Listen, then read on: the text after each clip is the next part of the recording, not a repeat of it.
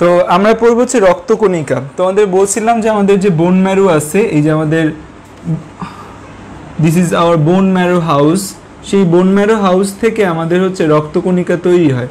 এখানে আমাদের এটাকে আমরা বলি বোন ম্যারো হাউস। এখানে একটা সেল থাকে যাকে আমরা বলি হচ্ছে, ধরো এই একটা সেল, এই সেলটাকে আমরা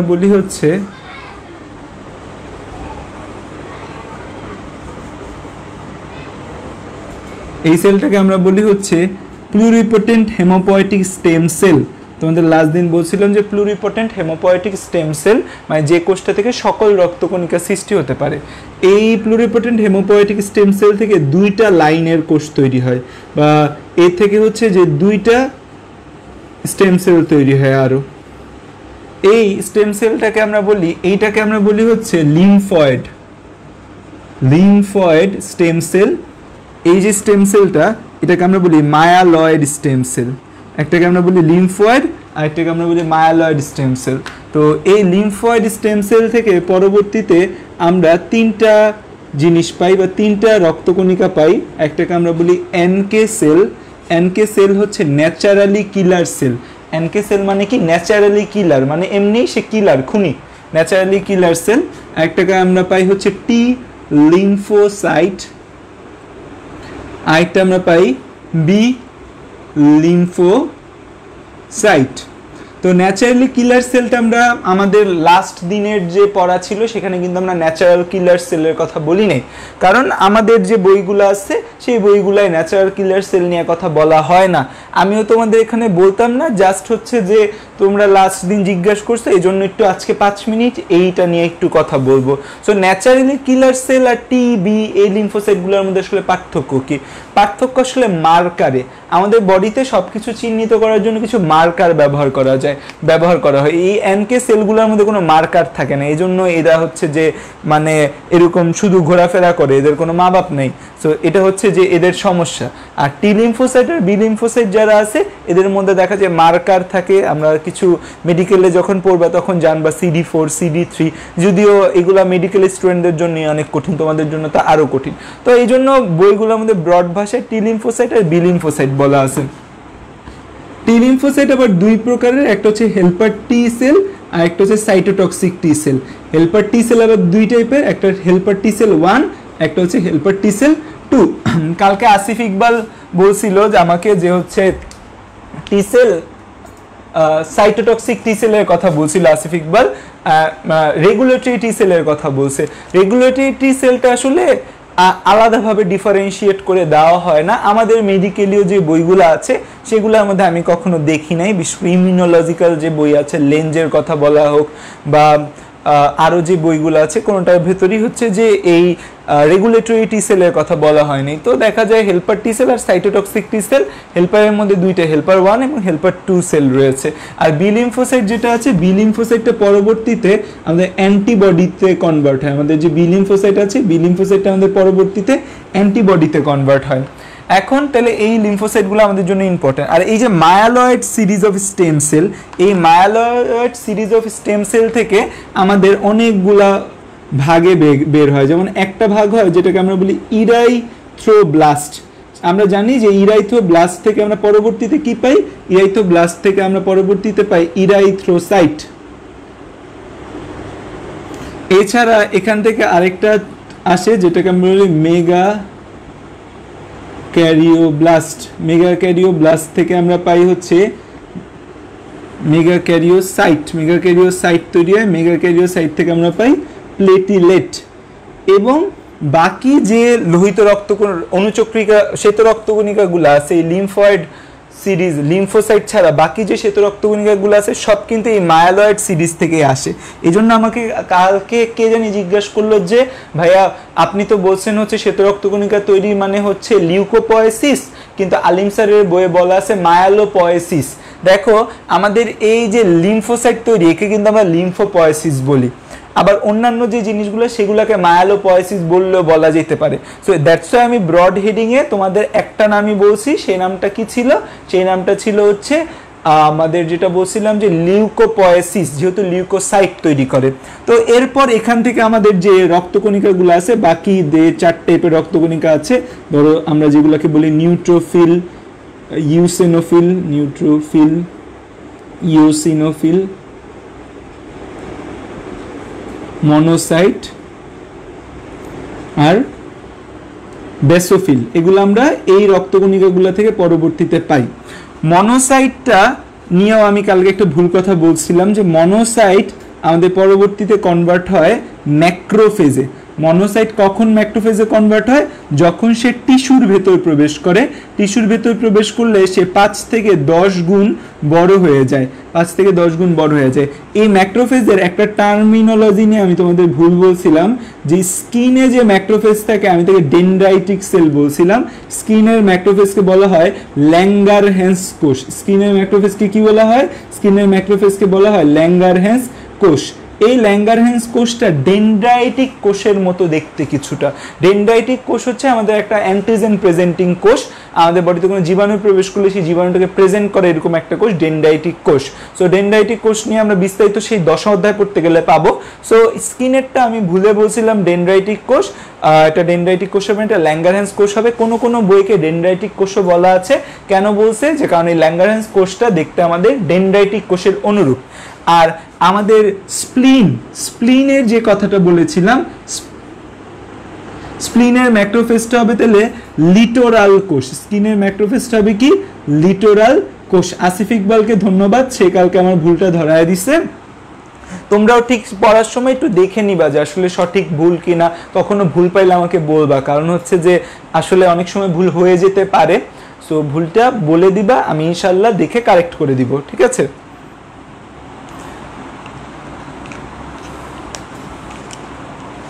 ওকে, সো এতটুকু তোমাদের লেখা হইলে আমরা এবার আমাদের আজকের পড়ার মধ্যে ঢুকে যাই। আমরা আজকে পড়বো হচ্ছে আমাদের লোহিত রক্তকণিকা ফার্স্টে পড়বো, তারপর শ্বেত রক্তকণিকা, তারপর অনুচক্রিকা। আসো আমাদের লোহিত রক্তকণিকা আমরা আজকে পড়বো হচ্ছে ফার্স্টে পড়বো হচ্ছে লোহিত রক্তকণিকা বা রেড ব্লাড সেল বা আরবিসি বা ইরাইথ্রোসাইট।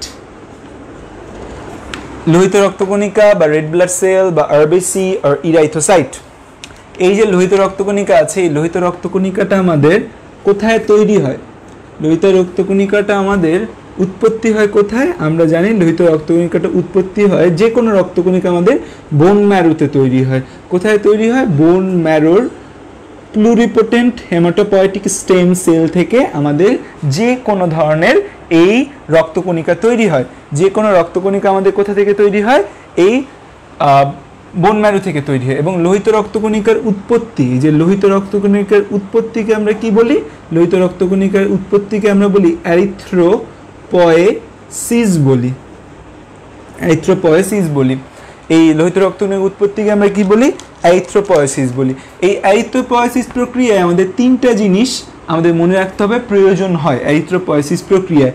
একটার নাম ভিটামিন B12, যার আরেকটা নাম সায়ানোকোবালামিন, আরেকটা নাম হচ্ছে ফলিক অ্যাসিড, এবং আরেকটা নাম হচ্ছে ইরাইথ্রোপয়েটিন। এই ইরাইথ্রোপয়েটিন এটা একটা কি? আমরা জানি সবাই, দিস ইজ এ হরমোন। না জানলেও এখন জেনে গেছো, এটা একটা হরমোন। এই ইরাইথ্রোপয়েটিনটা থেকে আমাদের কিছু জিনিস জানতে হবে। এটা হচ্ছে যে প্রথম কথা, কিডনি থেকে ক্ষরিত হয়। কোথা থেকে ক্ষরিত হয়? কিডনি থেকে ক্ষরিত হয়। এই ইরাইথ্রোপয়েটিন হরমোনটা কোথা থেকে ক্ষরিত হয়? কিডনি থেকে ক্ষরিত হয়। 2 নম্বরে যে জিনিসটা আমাদের ইরাইথ্রোপয়েটিন থেকে জানতে হবে সেটা হচ্ছে যে এই ইরাইথ্রোপয়েটিন হরমোনটার অক্সিজেনের সাথে একটা ব্যস্তানুপাতিক সম্পর্ক আছে। এর সম্পর্কটা কি?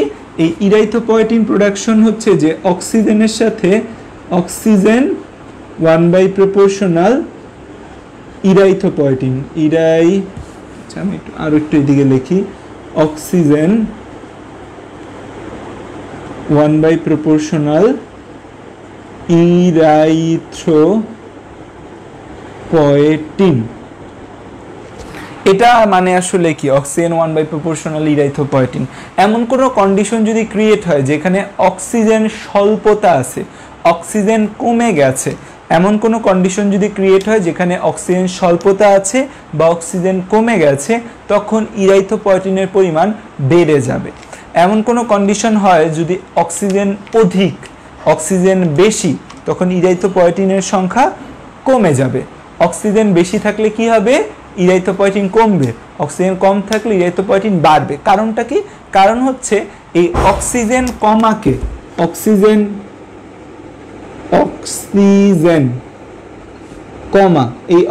কমাকে আমরা মেডিকেলীয় ভাষায় বলি হাইপক্সিয়া। অক্সিজেন কমাকে আমরা মেডিকেলীয় ভাষায় কি বলি? হাইপক্সিয়া।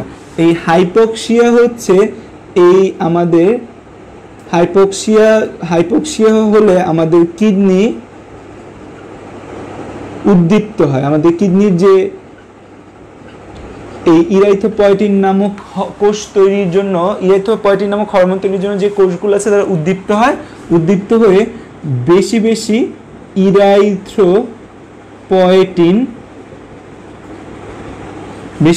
ইরাইথোপয়েটিন পাঠানো হয়। ঠিক আছে, বেশি বেশি ইরাইথোপয়েটিন মানে বেশি বেশি আরবিসি প্রোডাকশন। বেশি বেশি আরবিসি প্রোডাকশন মানে প্রতিটা কোষে আরবিসি অক্সিজেন নিয়ে যাবে। কারণ আরবিসির মেইন কাজ কি? আরবিসির মেইন কাজ হচ্ছে অক্সিজেন প্রবাহ করা। এই ইরাইথোপয়েটিনটা আমাদের অনেক সময় বাইরে থেকে দেওয়া হয় ইনজেকশন আকারে। ইনজেকশন ইরাইথোপয়েটিন অনেক ব্যক্তিদের ইনজেকশন ইরাইথোপয়েটিন দেয়। কোন কোন রোগে দিবে সেটা হচ্ছে, কেউ যদি ডায়ালাইসিসের পেশেন্ট হয়, কারো যদি নিয়মিত ডায়ালাইসিস লাগলে কিডনিতে যে মেশিনটাকে ব্যবহার করা হয়, ডায়ালাইসেট দ্রবণ ব্যবহার করা হয়, এই কিডনি ডায়ালাইসিস করার জন্য যে মেশিন ব্যবহার করে, এই মেশিন দিয়ে রক্তটা যখন যায়, এই রক্তের সাথে সাথে ইরাইথোপয়েটিনটা বের হয়ে যায়। সো তখন আমাদের এক্সট্রাভাবে ইরাইথোপয়েটিন ইনজেকশন দেওয়া লাগে বা ইরাইথোপয়েটিন ট্যাবলেট খাওয়া লাগে। তাই কোন রোগে দেওয়া হয়? ডায়াবেটিক্সে দেওয়া হয়। তারপর যে কোনো টাইপের বোন ম্যারো ক্যান্সারে দেওয়া হয়। কালকেই আমাকে একটা স্টুডেন্ট, তোমাদের কারো ফ্রেন্ড না মোস্ট প্রবাবলি, আমার এক স্টুডেন্ট হচ্ছে ছবি পাঠাইছে, তার বাবার জন্য এই ইনজেকশনটা ব্যবহৃত হয়। এই ইরাইথোপয়েটিন ইনজেকশনটা কিসের ইনজেকশন সে জানতে চাইলো। তো তোমাদের এখন যদি কেউ জানতে চায় যে ইরাইথোপয়েটিন ইনজেকশনটা আসলে কী কারণে দেওয়া হয় আরবিসি প্রোডাকশন বাড়ানোর জন্য। কি প্রোডাকশন বাড়ার জন্য? ইরাইথোপয়েটিন বেড়ে যাবে। ইরাইথোপয়েটিন বাড়লে আমাদের কি হবে? আরবিসি বা লোহিত রক্তকণিকার প্রোডাকশনও বেড়ে যাবে। সো এই যে ইনজেকশনটা তাহলে আমার আলটিমেটলি কেন দেওয়া হয়? যে যাদের লোহিত রক্তকণিকা তৈরি হয় না তাদের ক্ষেত্রে এই ইরাইথোপয়েটিন ইনজেকশনটা দেওয়া হয়। এবং হচ্ছে যে তার বাবার হচ্ছে প্রাইমারি মায়োলোফাইব্রোসিস মানে হচ্ছে এই বোনসের মধ্যে যে টিস্যুগুলা আছে আমাদের রক্তকণিকা তৈরি করার, সেই টিস্যুগুলা তার বাবার ফাইব্রাস হয়ে গেছে। সেই টিস্যুগুলার উপর কোলাজেন জমে সেই টিস্যুগুলার কাজ করার ক্ষমতা অফ হয়ে গিয়েছে। এটাকে আমরা বোন ম্যারো ক্যান্সার বলি। ইরাইথোপয়েটিনই বলে, POIEটিন, তাও বানানটা দেখে নিও। আমার যতটুকু ধারণা ইরাইথোপয়েটিনই বলা হয়। এখন গ্রিক আর মানে আমেরিকান এবং ব্রিটিশ উচ্চারণের ক্ষেত্রে দেখা যায় কি এই ও নিয়ে একটা ঝামেলা করে। যেমন ইসোফেগাসের বানামের মধ্যে যেমন ইসোফেগাস বানাম এটা লেখে কেউ কেউ, ঠিক আছে, আবার অনেকে এই ওটা আগে লাগায় দেয় ইসোফেগাস, ঠিক আছে। সো এই জন্য এটা একটু মাথায় রাখা ভালো। সো এই ইরাইথ্রোপয়েটিন হরমোনটা তাহলে আমাদের জন্য খুব গুরুত্বপূর্ণ। এখন যদি আমি তোমাদের প্রশ্ন করি যে মাউন্ট এভারেস্টে গেলে একটা ব্যক্তির অক্সিজেনের মাউন্ট এভারেস্টে গেলে একটা আরোহণকারীর দেহে লোহিত রক্তকণিকার পরিমাণ বেড়ে যাবে না কমে যাবে? মাউন্ট এভারেস্টে যাত্রা করতেছে, অনেকদিন ধরেই তো যাত্রা করবে, লোহিত রক্তকণিকার পরিমাণ বাড়বে না কমবে? কমেন্ট করো তো। ইসোফেগাসেরটা বলেছি যে ইসোফেগাসের বানানের মধ্যে অনেক সময় ই দেয়, আবার অনেক সময় ই দিয়ে শুরু করে ইসোফেগাস, আবার অনেক জায়গায় করে কি ও দ্বারা শুরু করে। তো এটা মেইনলি হচ্ছে ব্রিটিশ আর হচ্ছে ব্রিটিশ আর আমেরিকান ইংরেজির একটু পার্থক্য, ঠিক আছে, এছাড়া আর কোনো পার্থক্য নেই। ইরাইথোপয়েটিন যদি বাড়ে আরবিসি বাড়বে। আচ্ছা আবার তাহলে আমি ঠিক করে দিই, তাহলে অক্সিজেনের সাথে ইরাইথোপয়েটিনের সম্পর্ক কেমন? অক্সিজেন 1/proportional ইরাইথ্রোপয়েটিন, আর ইরাইথোপয়েটিনের সাথে আরবিসির সম্পর্ক কি? ইরাইথ্রোপয়েটিন প্রপোর্শনাল আরবিসি। তো অবশ্যই আরবিসি বাড়লে ইরাইথ্রোপয়েটিন বাড়লে আরবিসি বাড়বে। ঠিক আছে, এখন লোহিত রক্তকণিকা আসলে এখান থেকে মেডিকেলের মতো আসার মতো বা যে কোনো জায়গায় আসার মতো একটু হয়তো ক্লিয়ার না এই পাশের কথাগুলা বা লেখাগুলা, মানে একদম যে 100% ব্লার সেরকম না, একটু একটু বোঝা যাচ্ছে না এরকম। আমি মুখে জোরে জোরে বলতেছি, আমার কথাটা একটু ভালো করে শোনো, তাহলেই ঠিক হয়ে যাবে। ঠিক আছে, কানটাকে কাজে লাগাও সবাই। ওকে, আচ্ছা, আমরা এই আরবিসি পড়তে আসলে একটা কথা চলে আসে যে আরবিসি হচ্ছে নিউক্লিয়াস বিহীন। আরবিসি পড়তে গেলে একটা কথা কি চলে আসে, আরবিসিটা হচ্ছে আমার নিউক্লিয়াস বিহীন। এই যে নিউক্লিয়াস বিহীন, এই আরবিসি যে নিউক্লিয়াস বিহীন, এখানে একটা কথা বলতে আমরা ভুলে যাই, সেটা হচ্ছে পরিণত অবস্থায়। কি বলতে ভুলে যাই আমরা? পরিণত অবস্থায় হচ্ছে সেই নিউক্লিয়াস বিহীন। পরিণত অবস্থায় নিউক্লিয়াস বিহীন। আরবিসি সৃষ্টির অনেকগুলো ধাপ আছে। আরবিসি প্রথমে থাকে এই যে প্লুরিপটেন্ট হেমাটোপয়েটিক স্টেম সেল, এটা হচ্ছে ফার্স্টে আরবিসি থাকে। আরবিসি ফার্স্টে কে থাকে?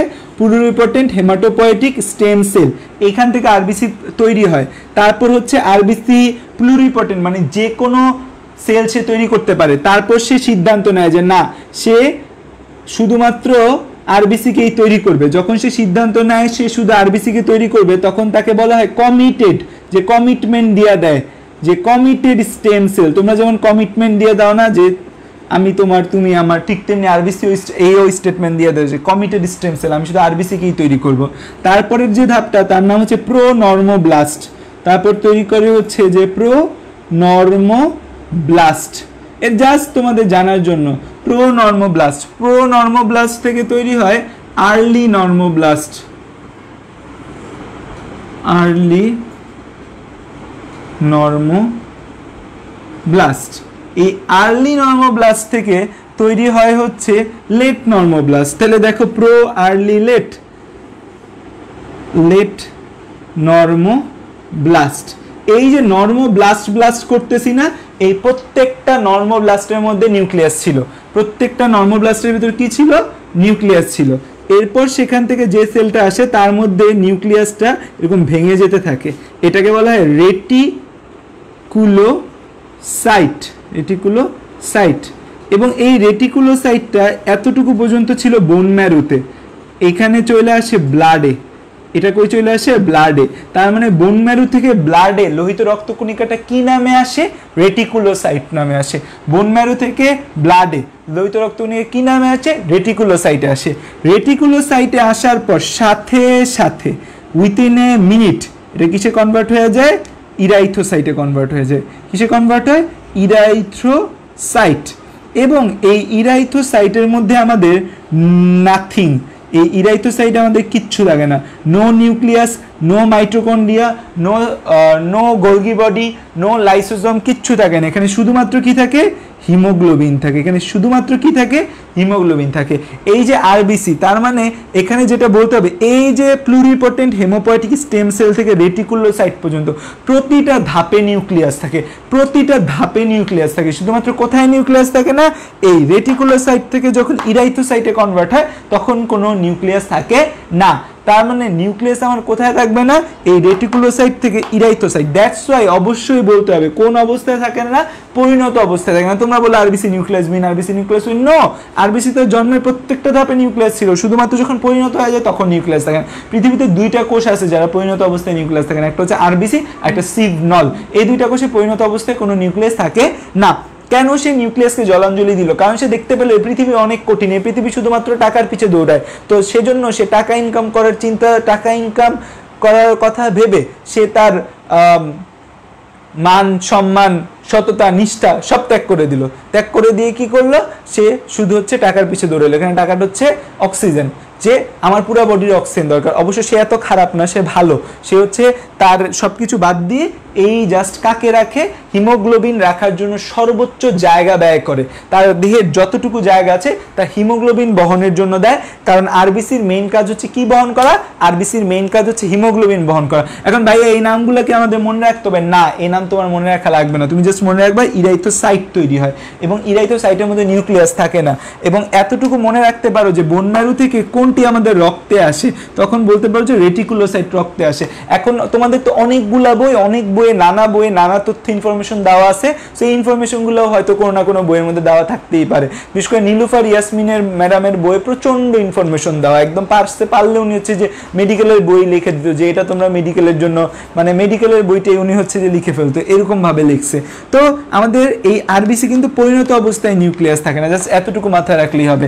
আরেকটা ইম্পর্টেন্ট কথা, আচ্ছা তোমাদের প্রশ্ন করার টাইম আমি দিব তোমাদের, আরেকটা ইম্পর্টেন্ট যে কথা রয়েছে সেটা হচ্ছে উট পাখির নাকি, সরি উট পাখি না, উটের নাকি হচ্ছে, আমার এটা অফ হয়ে যায় কেন একটু পরপর, লেটের পর লিখছি রেটিকুলোসাইট, প্লেটিলেট লেখি নেই, রেটিকুল নিউক্লিয়াস বিহীন আরেকটা কি প্লেটিলেট, নিউক্লিয়াস বিহীন রক্তকণিকাটা বলা হয়, বাট প্লেটিলেটটাকে আমরা সেরকম গুরুত্ব দেই না। কেন গুরুত্ব দেই না? কারণ প্লেটিলেটটা তো একটা ভগ্নাংশ থেকে তৈরি হয়। প্লেটিলেটটা কি থেকে তৈরি হয়? প্লেটিলেট একটা ভগ্নাংশ থেকে তৈরি হয়। সো প্লেটিলেট যেহেতু আমাদের একটা ভগ্নাংশ থেকে তৈরি হয়, সেই জন্য আমরা প্লেটিলেটকে সেভাবে গুরুত্ব দিই না। আমাদের রক্তকণিকার মধ্যে দুইটা রক্তকণিকা নিউক্লিয়াস বিহীন, আমরা বলতে পারি যে দুইটা রক্তকণিকা নিউক্লিয়াস বিহীন, বাট প্লেটিলেটকে অনেকে কণিকা ধরতে চায় না, মানে প্লেটিলেটটাকে কেউ একটা কোষ ধরতে চায় না।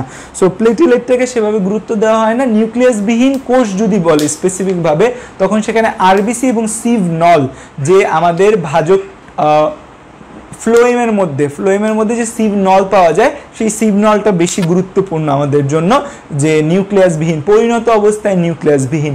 আর যেটা হচ্ছে যে প্লেটিলেট, সেটা তো আসলে মেগা ক্যারিওসাইটের ভগ্নাংশ থেকে তৈরি হয়, এই জন্য কিছু কিছু প্লেটিলেটের মধ্যে নিউক্লিয়াস চলে আসতে পারে, বাট যদিও প্লেটিলেটটা নিউক্লিয়াস বিহীনই দেখা যায়। সো তার মানে কোন রক্তকণিকায় নিউক্লিয়াস আছে যদি প্রশ্ন করে যে কোন রক্তকণিকায় শুধুমাত্র নিউক্লিয়াস থাকে, উত্তর কি হবে? শ্বেত রক্তকণিকায়। শুধুমাত্র শ্বেত রক্তকণিকার মধ্যে কি থাকতে পারে? নিউক্লিয়াস থাকতে পারে। তার মানে আরেকটা প্রশ্ন যেটা আসে যে উটের আরবিসিতে নাকি নিউক্লিয়াস আছে, উটের আরবিসিতে নিউক্লিয়াস আছে এরকম একটা ইনফরমেশন আগের বইগুলা আলিম স্যারের বইয়ে দেওয়া ছিল, বাট এটা একটা পপুলার মিথ্যা কথা, উটের আরবিসিতে নিউক্লিয়াস নেই। উটের যে আরবিসি, সেই আরবিসিটা দেখতে এমন হয় যে উটের আরবিসিকে দেখে মনে হয় যে তার ভেতর দেখা যায় যে কিছু সূত্রক থাকে, এরকম ব্যান্ডের মতো কিছু জিনিস থাকে, যেগুলাকে মানুষ হচ্ছে যে মিস নলেজ করে যে এখানে আরবিসি আছে। যে আগে বিজ্ঞানীরা মাইক্রোস্কোপের নিচে দেখে একবার মনে করছিল যেটা হয়তো আরবিসির ভেতর নিউক্লিয়াস, বাট পরবর্তীতে হায়ার স্টাডিজে প্রমাণিত হয়েছে যে না, এখানে কোনো কি থাকে না, এখানে কোনো নিউক্লিয়াস থাকে না, উটের লোহিত রক্তকণিকায় কোনো নিউক্লিয়াস থাকে না। এখন হচ্ছে যে এইরা কোথা থেকে তৈরি হয়, তৈরির স্থান যদি আমি তোমাদের বলি, তাহলে হচ্ছে যে বলতে হবে যে 0 to 3 মান্থ এভাবে ভাগ করতে হবে। 0 to 3 মান্থ পর্যন্ত, 3 মাস পর্যন্ত আমাদের লোহিত রক্তকণিকাগুলো তৈরি হয়েছে, বা সকল ধরনের রক্তকণিকাই তৈরি হয়েছে ইয়ক স্যাক বা কুসুমথলিতে। কোথায় তৈরি হয়েছে? ইয়ক স্যাক বা কুসুমথলি। প্রায় 0 to 3 মান্থ থেকে, বা 3 week to 3 মান্থ বলা হয়, যে ইয়ক স্যাক আর কুসুমথলিতে হচ্ছে যে আমাদের যে লোহিত রক্তকণিকা আছে, সেই লোহিত রক্তকণিকা তৈরি হয়েছে। তারপর আস্তে আস্তে সেই লোহিত রক্তকণিকা তৈরির স্থান শিফট হতে থাকে, লোহিত রক্তকণিকা তৈরির স্থান কি হতে থাকে? শিফট হতে থাকে।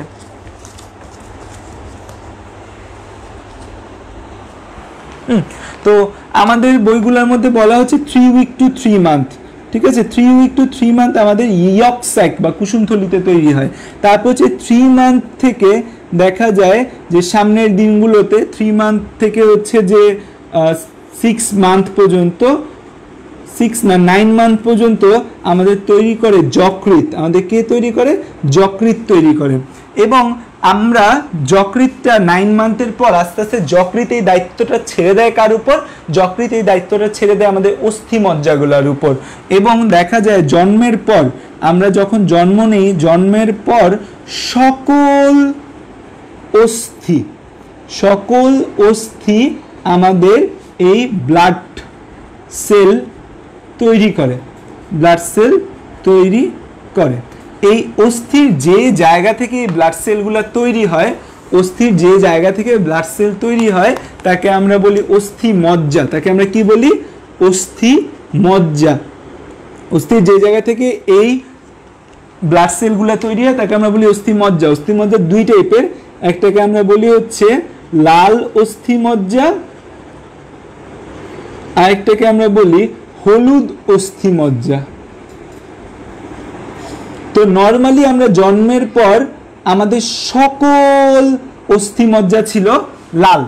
আমরা জন্ম নিয়েছি, জন্মের পর সব অস্থি মজ্জা লাল ছিল, কিন্তু জন্মের পর আস্তে আস্তে আমরা চর্বি জাতীয় খাবার খেতে থাকি এবং আমাদের চর্বি জাতীয় খাবার জমার একটা উত্তম জায়গা হচ্ছে অস্থিমজ্জা।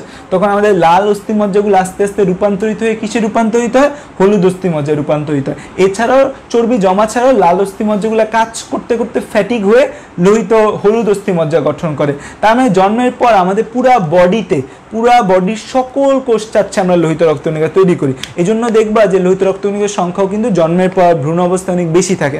তারপরে আস্তে আস্তে যখন আমরা বড় হতে থাকি, আস্তে আস্তে আমরা বড় হতে থাকলে তখন আমাদের লোহিত লাল অস্থিমজ্জাগুলো আস্তে আস্তে হলুদ অস্থিমজ্জায় কনভার্ট হয়। সো লাল অস্থিমজ্জাগুলো আস্তে আস্তে হলুদ অস্থিমজ্জায় কনভার্ট হয় এবং শুধুমাত্র আমাদের এই লাল অস্থিমজ্জাগুলোই কিন্তু আমাদের ব্লাড সেল প্রোডাকশন করে। আমাদের ব্লাড সেল প্রোডাকশন করে আসলে কে? আমাদের ব্লাড সেল প্রোডাকশন করে শুধুমাত্র লাল অস্থিমজ্জাগুলো। এই লাল থেকে আস্তে আস্তে হলুদ অস্থিমজ্জায় কনভার্ট হয়ে যায়। লাল অস্থিমজ্জা হলুদ অস্থিমজ্জায় কনভার্ট হয়ে যায়। যখন হলুদ অস্থিমজ্জায় কনভার্ট হয় তখন কিন্তু এটা আর ব্লাড সেল প্রোডাকশন করতে পারে না। এটা ব্লাড সেল প্রোডাকশন করতে পারে না, ব্লাড সেল তৈরি করতে পারে না। তার মানে এই হলুদ অস্থিমজ্জা কিন্তু এই ব্লাড সেল আলটিমেটলি তৈরি করবে না। তো আমরা যখন বড় হয়ে যাই বা এখন আমাদের আসলে কোথা থেকে লোহিত রক্তকণিকা বা ব্লাড সেল তৈরি হয়? যে আমরা যখন ধরো পূর্ণবয়স্ক হয়ে যাই, যে ধরো 18 বছর হয়ে যায়, 18 বছর হয়ে গেলে বা পূর্ণবয়স্ক হয়ে গেলে আমাদের দেহের অক্ষীয় কঙ্কাল আছে না, যত আমাদের দেহের অক্ষীয় কঙ্কাল, আমাদের পূর্ণবয়স্ক হলে আমাদের এই অক্ষীয় কঙ্কাল বলতে গেলে আমাদের কি আছে? করটিকা। আমাদের এই যে করটি রয়েছে, পুরা করটি, মুখমণ্ডল, আমাদের বক্ষপিঞ্জর, তারপর হচ্ছে আমাদের এই যে বক্ষপিঞ্জর, আমাদের মেরুদণ্ড, এই অক্ষীয় কঙ্কাল যে 80টা অস্থি রয়েছে, এখান থেকে আমাদের লোহিত রক্তকণিকা তৈরি হয়। এবং এছাড়াও আমাদের আর দুইটা জায়গা থেকে তৈরি হয়, ফিমার ও হিউমেরাসের মস্তক। ফিমার ও হিউমেরাসের মস্তক, ফিমার ও হিউমেরাসের মস্তক, এই দুইটা জায়গা থেকে আমাদের এই লোহিত রক্তকণিকা তৈরি হতে পারে। তার মানে আমাদের লোহিত রক্তকণিকা 18 বছর না লিখে পূর্ণ বয়স লিখলেই হয়, বেটার। আরও পূর্ণ বয়স হলে আমাদের দেখা যায় এই জায়গাগুলো থেকে, মানে ধীরে ধীরে আমাদের দেহে লোহিত রক্তকণিকার স্টক শেষ হতে থাকে। নর্মালি আমরা যখন ছোট ছিলাম তখন আমাদের লং বোন, এই যে ফিমার, হিউমেরাস, এদের যে অস্থিমজ্জা ছিল, যেটা আমরা ওই গরুর হাড্ডিটা দিয়ে বাইরে খাই, ওইখানে ভাবি যে না ওইটার মধ্যে খাইলে হয়তো আমাদের রক্ত সৃষ্টি হবে। সো এই যে আমরা এই যে ফিমার, হিউমেরাস, এগুলার যে মস্তকগুলা, এগুলার মস্তকগুলা দেখা যায়, এগুলার যে মগজগুলা বা আমরা যে এগুলার মজ্জা বলি, এই মজ্জাগুলো কিন্তু আগে লাল অস্থিমজ্জা ছিল। পরে আস্তে আস্তে আমরা যখন পূর্ণবয়স্ক, এই জায়গাগুলো আমাদের ফ্যাট জমে এগুলো হলুদ অস্থিমজ্জায় কনভার্ট হয় এবং হলুদ অস্থিমজ্জা কিন্তু আমাদের ব্লাড তৈরি করতে পারে না। তার মানে পূর্ণবয়স্ক অবস্থায় আমাদের ব্লাড প্রোডাকশন করে এই অক্ষীয় কঙ্কাল এবং ফিমার ও হিউমেরাসের মস্তকের যে অংশটা, একদম হেডের যে অংশটা, সেই অংশটা আমাদের এই আরবিসি প্রোডাকশন করতে পারে। ল্যাপটপ অফ হয়ে যাচ্ছে কেন বারবার? এতটুকুর মধ্যে তোমাদের কোনো প্রশ্ন থাকলে প্রশ্ন করো, উত্তর দিয়ে নেই, তারপর হচ্ছে আমরা সামনের দিকে যাব। অনেকের প্রশ্ন জমে গেছে। না, আগে যেখানে হবে সেখানে আর হবে না, এখন হচ্ছে ভাঙা শুরু করবে। যেমন যকৃতে আগে তৈরি হইতো, যকৃত করবে কি এবার ভাঙার খেলা করবে। এবং হচ্ছে যে বোন ম্যারোতে তো আর হবেই না। লিভার দায়িত্ব ছেড়ে দেয়।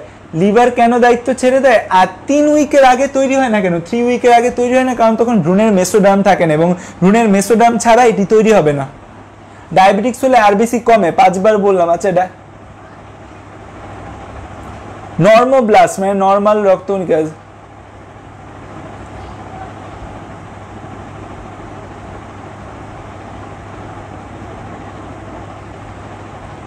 ডায়াবেটিক্স হলে কি আরবিসি কমে কিনা? ডায়াবেটিক্স হলে দেখা যায় আমাদের বোন ম্যারোর কার্যকারিতা কমে যায়। ডায়াবেটিক্স হলে আমাদের বোন ম্যারোর কার্যকারিতা কমে যায়। সো বোন ম্যারোর কার্যকারিতা যখন কমে যায় তখন আলটিমেটলি হচ্ছে যে আরবিসি প্রোডাকশনও কমে যায় এবং কিডনিতেও সমস্যা হয়। আর কুসুমথলি কি? কুসুমথলি কি? হলুদ অস্থিমজ্জার কাজ কি? হলুদ অস্থিমজ্জার কোনো কাজ নেই। হলুদ অস্থিমজ্জা হচ্ছে আমাদের বোনসের মাঝখানে থাকে, সে বোনসকে কিছু চর্বি জমা রাখতে সাহায্য করে, দের বিপদে আপদে চর্বি দিতে পারে। ব্লাডের প্লেটিলেট আপ ডাউন কেন হয়? ব্লাডের প্লেটিলেট আপ ডাউন কেন হয়? রক্তের প্লেটিলেট আপ ডাউন হয় নানা ডিজিজে, পড়াবো। হেমাটোক্রিট কি? হেমাটোক্রিট কি? হেমাটোক্রিট কি? হেমাটোক্রিট কি বলবো? আচ্ছা, জে এম প্রমা জিজ্ঞেস করছিল হচ্ছে যে লিভার কেন হয়, যে আরবিসি কমে যায় কিনা। হ্যাঁ, ডায়াবেটিক্স হলে আরবিসি কমে যায়, কারণ ডায়াবেটিক্স যখন হয় তখন দেখা যায় আমাদের এই বোন ম্যারোর কার্যকারিতা কমে যায়, তখন হচ্ছে আরবিসি কমে যাবে। কুসুমথলি কি? কোথায় থাকে? কুসুমথলি হচ্ছে যে একদম আমাদের জন্মের পর আমাদের এই যে ডিম্বাণুর মধ্যে কুসুম থাকার জন্য একটা থলি থাকে, যেটাকে আমরা বলি ইয়ক স্যাক বলি। ছবি দিয়ে দিব না ইয়ক স্যাকের ক্লাসের পর ইয়ক স্যাকটা দেখা নিও, ঠিক আছে? ইয়ক স্যাক বা কুসুমথলি বলি, ইয়ক সেল না, অ্যানিজারা, ইয়ক স্যাক বা কুসুমথলি। ব্লাডের প্লেটিলেট আপ ডাউন হয় কিছু ডিজিজে, যেমন ডেঙ্গুতে প্লেটিলেট আপ ডাউন হয়। ওকে, সো এবার আসো আমরা হচ্ছে যে লোহিত রক্তকণিকার বৈশিষ্ট্য নিয়ে একটু পড়ালেখা করি। আরবিসির বৈশিষ্ট্য যদি আমি বলি তাহলে আরবিসির বৈশিষ্ট্য কি আসবে?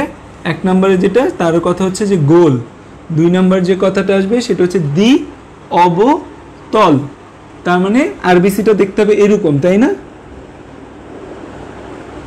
তার মানে আসলে কি আরবিসিটা হবে যে মধ্যভাগ মানে চারপাশ চওড়া আর মধ্যভাগটা কি হবে? চ্যাপ্টা হবে, মানে মধ্যভাগের পুরুত্ব কম হবে এবং চারপাশের পুরুত্ব কি হবে আরবিসির ক্ষেত্রে?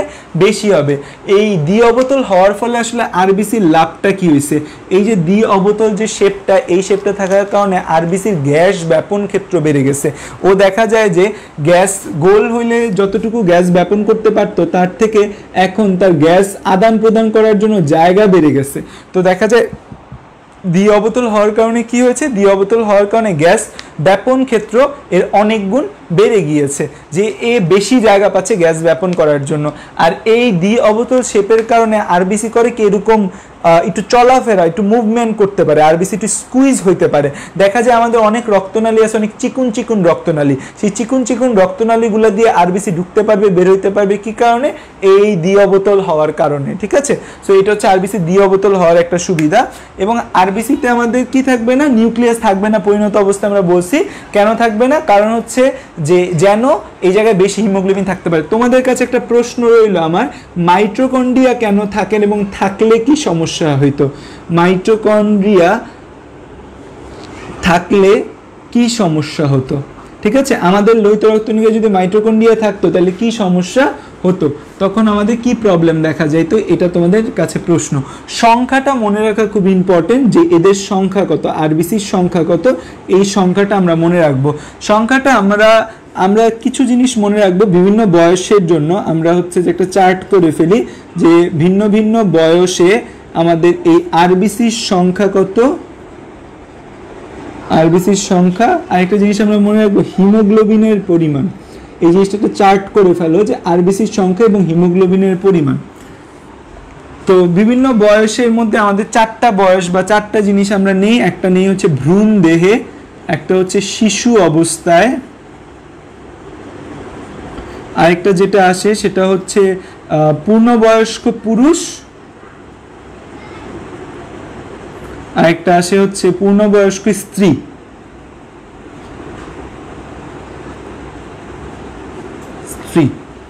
তো ভ্রূণ দেহে সবচেয়ে বেশি থাকবে। কেন ভ্রূণ দেহে সবচেয়ে বেশি থাকে? কারণ ভ্রূণ দেহে কিন্তু অক্সিজেন কম থাকে। তুমি নর্মালি যতটুকু অক্সিজেন পাও, বাচ্চারা কি ততটুকু অক্সিজেন পায় না। সো অক্সিজেন যখন না পাবে তখন কি হবে? ইরাইথোপয়েটিন ক্ষরণ হবে, বেশি বেশি ইরাইথোপয়েসিস হবে। আরেকটা ব্যাপার হচ্ছে যে ভ্রূণ দেহ অবস্থায় কিন্তু আমাদের বোনসের সবগুলা বোনসের মধ্যে কিন্তু রেড বোন ম্যারো থাকবে, তো কোনো সমস্যা থাকে না। এরপর আবার লিভার, আমাদের লিভার, বোন ম্যারো এরা সবাই আরবিসি প্রোডাকশনে হেল্প করে। সো দ্যাটস ওয়াই হচ্ছে যে ভ্রূণ দেহে সবচেয়ে বেশি আরবিসি থাকে, 80 to 90 লাখ আরবিসি থাকে। শিশু অবস্থায় এই আরবিসি সংখ্যা একটু কমে যায়, বাচ্চা বাইরে হওয়ার পর কি বেশি বেশি অক্সিজেন পাচ্ছে না, 80 থেকে 90 লাখ থেকে একটু কমে যাবে, কমে গিয়ে কতটুকু হবে 60 to 70 লাখ হবে। তারপর হচ্ছে পূর্ণবয়স্ক পুরুষ আর পূর্ণবয়স্ক স্ত্রী, এই জিনিসটা তোমাদের নানা বইয়ে নানা কিছু দেওয়া আছে, আমি একটা অ্যাজাম্পটিভ মান দিই, আমি আমাদের বইয়ে যে একটা মান দিচ্ছি সেটা ব্যবহার করো। আর একটা জিনিস মনে রাখবে, এই মান পুরুষে কত থেকে স্ত্রীতে কত থেকে এটা জীবনও পরীক্ষায় আসবে না, সো এটা নিয়ে কান্নাকাটি করে কোনো লাভ নেই। পুরুষের মধ্যে থাকে হচ্ছে 48 to 58 লাখ, লাখ না লক্ষ। আর হচ্ছে পূর্ণবয়স্ক স্ত্রীতে থাকে কত 38 থেকে 48 লক্ষ। এখন তাহলে প্রশ্ন আসে যে পুরুষে কেন বেশি স্ত্রীতে কেন কম, যে পুরুষের আরবিসি স্ত্রী থেকে কেন বেশি, এটার কারণ হচ্ছে পুরুষের টেস্টোস্টেরন হরমোন, টেস্টোস্টেরন মেইলে থাকে এবং এই টেস্টোস্টেরন ইরাইথোপয়েসিসটাকে বাড়ায় দেয়। তাহলে ইরাইথোপয়েসিসকে কে বাড়িয়ে দেয়, এই টেস্টোস্টেরন ইরাইথোপয়েসিসকে বাড়িয়ে দেয়, যার কারণে পুরুষে আরবিসির সংখ্যা বেশি থাকে। তাহলে পুরুষে আরবিসির সংখ্যা কেন বেশি থাকে, পুরুষে আরবিসির সংখ্যা বেশি থাকে এই টেস্টোস্টেরনের কারণে। পুরুষে আরবিসির সংখ্যা কেন বেশি থাকে, এই টেস্টোস্টেরনের কারণে। এবং এই যে আরবিসির সংখ্যা, এই আরবিসির সংখ্যা কতটুকুর মধ্যে বলতে পারবা কেউ, কমেন্টে জানাও তো। এই যে 80 লাখ 48 লাখ আরবিসি থাকে, এটা হচ্ছে কতটুকুর মধ্যে এত আরবিসি থাকে, কতটুকুর মধ্যে? 1 লিটার রক্তে?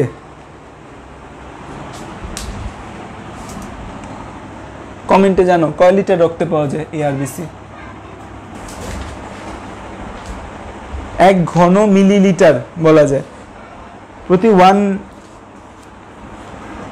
1 ঘন মিলিলিটারে পাওয়া যায়, ঠিক আছে। 1 কিউবিক মিলিমিটার বা মিলিলিটার বলতে পারো, এর মধ্যে হচ্ছে এই আরবিসি থাকে।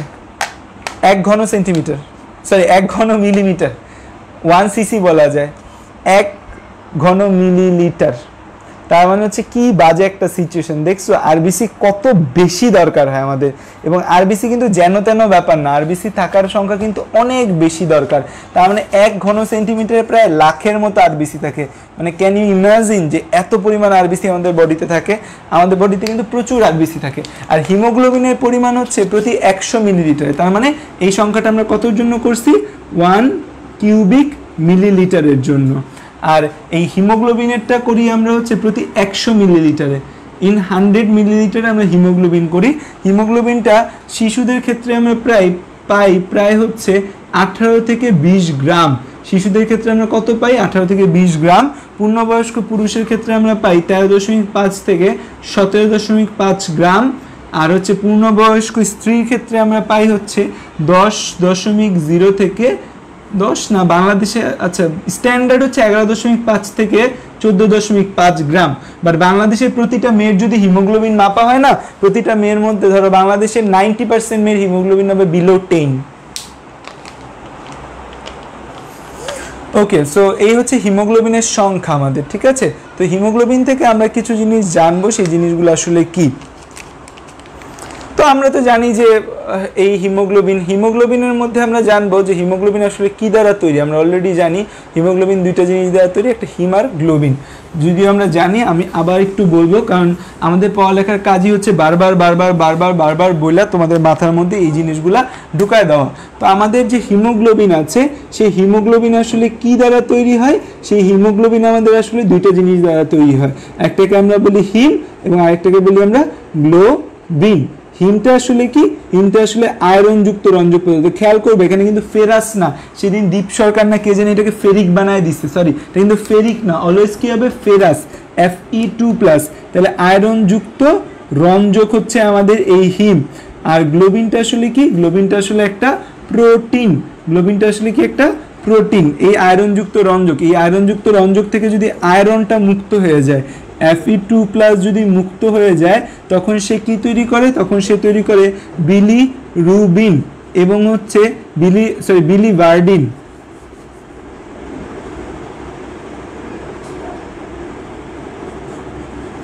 বিলিভার্ডিন, সেই বিলিভার্ডিন থেকে তৈরি হয় বিলিরুবিন। তো বিলিভার্ডিনের বর্ণ হচ্ছে সবুজ আর বিলিরুবিনের বর্ণ হচ্ছে হলুদ।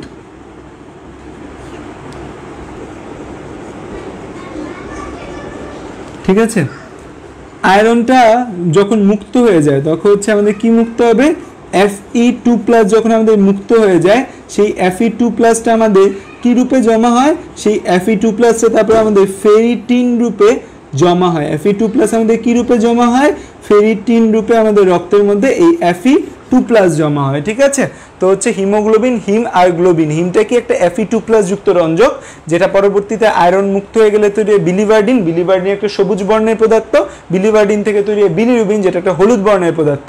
তো এই জিনিসটা হচ্ছে যে আমরা লিখছি। ঠিক আছে, আর হচ্ছে গ্লোবিন, গ্লোবিনটা কি একটা প্রোটিন। এই প্রোটিনটা পরবর্তীতে কিসে রূপান্তরিত হয়, অ্যামাইনো অ্যাসিডে। এই জিনিসটা আমরা অলরেডি পড়ে ফেলছি। ঠিক আছে, ওকে। এখন হচ্ছে যে জিনিসটা আমি তোমাদের জানাইতে চাই যে হিমোগ্লোবিন, হিমোগ্লোবিন থেকে যে জিনিসটা জানবা, কিছু কিছু জিনিস জানতে হবে। যে হিমোগ্লোবিন 4টা অক্সিজেন ক্যারি করে। একটা হিমোগ্লোবিন কয়টা অক্সিজেন ক্যারি করে, 4টা অক্সিজেন। একটা হিমোগ্লোবিন কয়টা অক্সিজেন ক্যারি করে, 4টা অক্সিজেন ক্যারি করে একটা হিমোগ্লোবিন। তোমাদের বইয়ে কিন্তু হিমোগ্লোবিনের কথা বলা আছে ডাইরেক্ট 16 গ্রাম, মোস্ট প্রবাবলি 100 মিলিলিটার 16 গ্রাম বলা আছে। তো আসলে এটা পুরুষ স্ত্রীর জন্য আলাদা আলাদা হবে, সেভাবেই আমাদের শিখতে হবে। এখন হিমোগ্লোবিন থেকে আরেকটা কথা আমি তোমাদের যেটা জানাইতে চাই যে হিমোগ্লোবিন 3 টাইপের।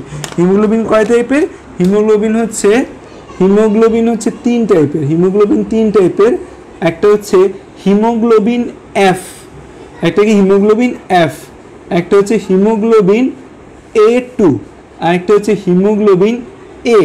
এই হিমোগ্লোবিন এফটা শুধুমাত্র ফিটাস বা ভ্রূণে থাকে। কোথায় থাকে, ফিটাস বা ভ্রূণে যে হিমোগ্লোবিনটা থাকে সেটাকে আমরা বলি হিমোগ্লোবিন এফ। আর হিমোগ্লোবিন A2 আর এ, এই দুইটা থাকে হচ্ছে, এ দ্বারা বোঝাচ্ছে অ্যাডাল্ট, এই দুইটা হচ্ছে বড় মানুষদের থাকে। এর মধ্যে হিমোগ্লোবিন এটা হচ্ছে 98 থেকে 99% থাকে, আর হিমোগ্লোবিন A2টা আমাদের থাকে হচ্ছে যে 1 to 2% থাকে। এখন কথা হচ্ছে ভাইয়া এই পার্সেন্টেজগুলো কি মনে রাখতে হবে, আমার কথা নো, এই পার্সেন্টেজগুলো মনে রাখতে হবে না। এই পার্সেন্টেজগুলো আমি তোমাদের জানাচ্ছি, তোমাদের জানতে হবে, এতটুকুই কথা। এই পার্সেন্টেজগুলো মুখস্থ করার কোনো প্রয়োজন নেই। কিসের কাজ কি, অ্যান্সার আমি একটু পর বইসা দিব না, নিচে বইসাবো যখন বাতাস খাইতে বসবো। ঠিক আছে, আচ্ছা। তো হিমোগ্লোবিনের কথা এতটুকু জানতে হবে। আর হিমোগ্লোবিন হচ্ছে যে আমাদের বইয়ে অনেকভাবে বলা আছে যে আমাদের আরবিসির 60 to 70% পানি, তার মধ্যে 3 থেকে 4% কঠিন পদার্থ, কঠিন পদার্থের 90% হিমোগ্লোবিন। তো এরকম নানা গালগপ্প বলা আছে, সেই গালগপ্পগুলা আমাদের জন্য খুব বেশি ইম্পর্টেন্ট না। আমরা হচ্ছে যে আর তেমন কিছু এখান থেকে পড়বো না। আমাদের আরবিসি থেকে আরেকটা কথা আমাদের জানতে হবে যে আরবিসি যে আমাদের ভাঙে, আরবিসি কোথায় ভাঙে, আরবিসিটা ভাঙে হচ্ছে আমাদের ম্যাক্রোফেজে, আমাদের যকৃতের আমার লেখা বড় করতে হবে না, আমাদের যকৃতের ম্যাক্রোফেজে ভাঙে। আমাদের এই যে যকৃতের ম্যাক্রোফেজ, এই যকৃতের ম্যাক্রোফেজকে আমরা কি বলি, যকৃতের ম্যাক্রোফেজকে আমরা বলি হচ্ছে কাফফার কোষ। কি বলি, কাফফার কোষ, কাফফার কোষ। এই জিনিস যেন লাইফে কোনো দিন পরীক্ষায় আসতে ভুল না হয় যে যকৃতের ম্যাক্রোফেজকে কি বলা হয়। আরেকটা জায়গায় ভাঙে, সেটার নাম হচ্ছে স্প্লিন বা প্লিহাতে ভাঙে। স্প্লিন বা প্লিহাতেও এই জিনিসটা আমাদের ভাঙে, আরবিসি ভাঙে। আরবিসিটা আমাদের যকৃতের ম্যাক্রোফেজ এবং আরবিসিটা আমাদের এই স্প্লিন বা প্লিহাতেও ভাঙে। ঠিক আছে, এই দুইটা জায়গায় আমাদের এই আরবিসিটা ভাঙে। তো যকৃত আর প্লিহা এই দুইটা জায়গায় আমাদের আরবিসি ভাঙে, এই দুইটা জায়গার কথা আমাদের মনে রাখতে হবে। ঠিক আছে, এবং যকৃতের এই আরবিসির আয়ুষ্কাল কত, এই আরবিসির আয়ুষ্কাল হচ্ছে 120 দিন। আরবিসির আয়ুষ্কাল কত, আরবিসির আয়ুষ্কাল হচ্ছে 120 ডেজ। সে 120 দিন বাঁচে বা 4 মাস। তোমাদের পরীক্ষার মধ্যে দেওয়া হয় কি যে আরবিসির আয়ুষ্কাল কত, 3 মাস দেখলেই তোমরা লাফায় দাগায় দিয়েছো। কেন, কারণ তুই যে শুনছো যে 3 মাস পর পর রক্ত দেওয়া যায়, সেই 3 মাস পর পর রক্ত দেওয়ার ঘটনা শুনে না তোমরা 3 মাস দাগায় দিয়েছো। নো, ইটস নট 3 মান্থ, এটা 4 মান্থ, 120 দিন। ঠিক আছে,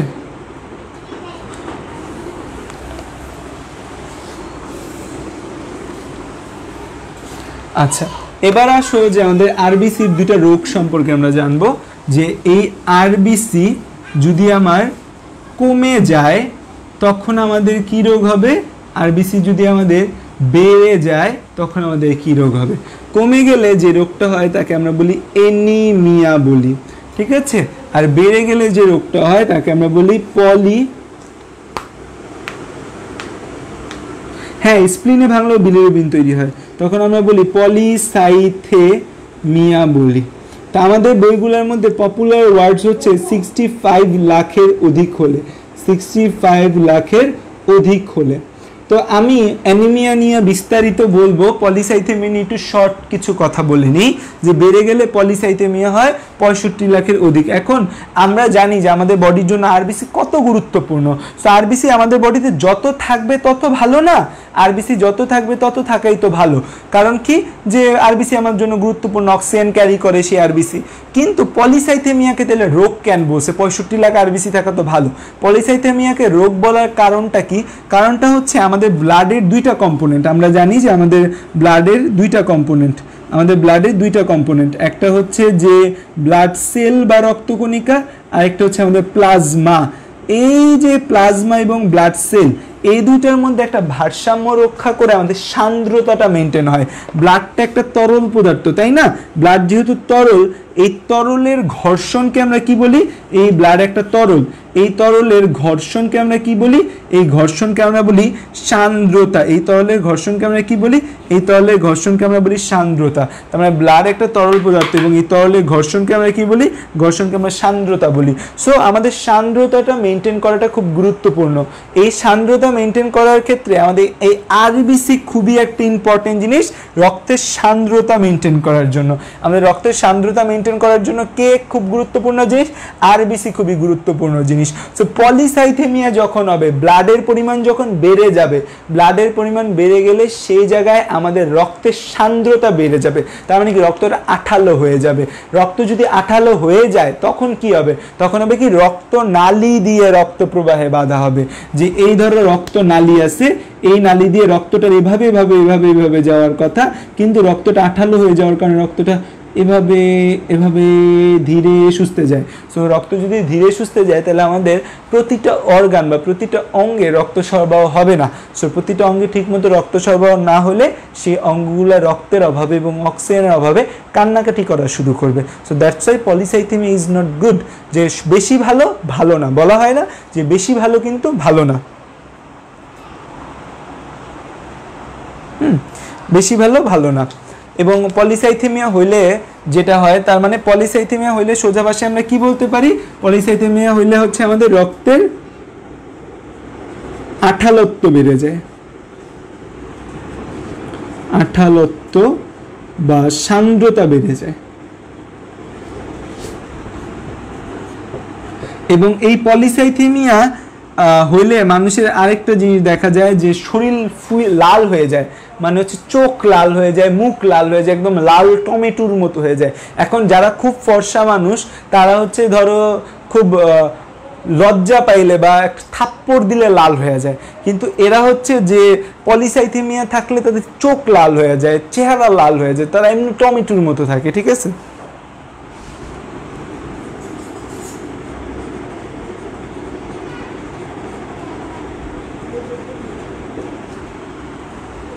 আচ্ছা, এনিমিয়ার বাংলা আমরা জানি এনিমিয়া বা একে আমরা বলি রক্ত শূন্যতা।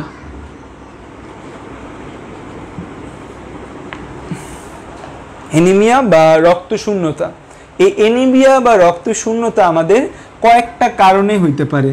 কারণগুলোর মধ্যে একটা কারণ হচ্ছে ব্লাড লস যদি আমাদের হয়, ব্লাড লস বা রক্তক্ষরণ যদি আমাদের হয় তখন আমাদের এনিমিয়া হতে পারে। যে ধরো তোমার অ্যাক্সিডেন্ট করছে, একটা অ্যাক্সিডেন্ট করে তোমার রক্তক্ষরণ হয়ে গেছে, রক্ত বের হচ্ছে তো বের হচ্ছে, তাইলে হতে পারে। তোমার পেটের ভেতর আলসার হয়েছে, আলসার হলে কিন্তু আমাদের রক্তক্ষরণ হয়, আলসার হয়েছে রক্ত বের হচ্ছে তো বের হচ্ছে, তখন তোমার হচ্ছে এই এনিমিয়া হতে পারে। এরপর এনিমিয়া হওয়ার একটা কারণ হতে পারে যে আমাদের হিমোগ্লোবিনে সমস্যা। আমাদের যে হিমোগ্লোবিন আছে, এই হিমোগ্লোবিনে যদি কোনো সমস্যা হয় তখন আমাদের এই এনিমিয়া বা রক্তশূন্যতা হতে পারে। যে হিমোগ্লোবিনের সমস্যা হওয়ার কারণে আমাদের আরবিসি আছে বাট তারা ঠিকমতো কাজ করতে পারতেছে না, এটাও কিন্তু এক টাইপের রক্তশূন্যতা। এরপর হচ্ছে যে আমাদের এই আরবিসির সাইজ এবং শেপ নিয়ে কোনো সমস্যা হলে, যে আরবিসি আছে বাট এদের সাইজ হয়তো কোনটা ছোট ছোট, মাইক্রোসাইটিক, মাইক্রো মানে ছোট আর সেল মানে সাইটিক, আবার ধরো হচ্ছে আরবিসি বড় বড়, তার মানে কি হবে ম্যাক্রোসাইটিক। তো এই যে ঝামেলাগুলা যে আরবিসি ছোট ছোট নাহলে আরবিসি বড় বড়, এরকম ছোট ছোট বা বড় বড় হইলে তখন কি হয়, তখন আমাদের এই এনিমিয়া বা রক্তশূন্যতা দেখা দিতে পারে। তার মানে এনিমিয়া বা রক্তশূন্যতা তাহলে আমাদের এই কারণগুলো দেখা দিতে পারে। এছাড়াও আরো অনেক কারণ আছে এনিমিয়া বা রক্তশূন্যতা দেখা যাওয়ার। সো আমরা শুধুমাত্র যে আমাদের বইয়ে বলা আছে যে এক তৃতীয়াংশের কমে গেলে, রক্তকণিকা এক তৃতীয়াংশের কমে গেলে তখন এনিমিয়া হয়। যে অনেক সময় রক্তকণিকা সেম আছে বাট রক্তকণিকাগুলো সাইজ শেপে প্রবলেম, তখন আমরা এনিমিয়া বলি। হিমোগ্লোবিনে কোনো ডিফেক্ট রয়েছে, তখন আমরা এনিমিয়া বা রক্তশূন্যতা ফেলি। এনিমিয়া বা রক্তশূন্যতার অনেকগুলা ক্লাসিফিকেশন আছে, মেডিকেলে যখন যাবা তখন শিখতে পাবা, এবং এই জিনিস না পারলে পরীক্ষায় ফেল। পরীক্ষা হলে জিজ্ঞেস করাবে এনিমিয়ার ক্লাসিফিকেশন বলো, নানাভাবে হিস্টোলজিক্যালি, মরফোলজিক্যালি, তারপর হচ্ছে যে নানাভাবে জিজ্ঞেস করবে, না পারলে ফেল। কারণ এনিমিয়া না পেরে তুমি বাংলাদেশে ডাক্তারি করতে পারবে না, কারণ বাংলাদেশে যেখানে 90% মেয়ে এনিমিয়া রোগী।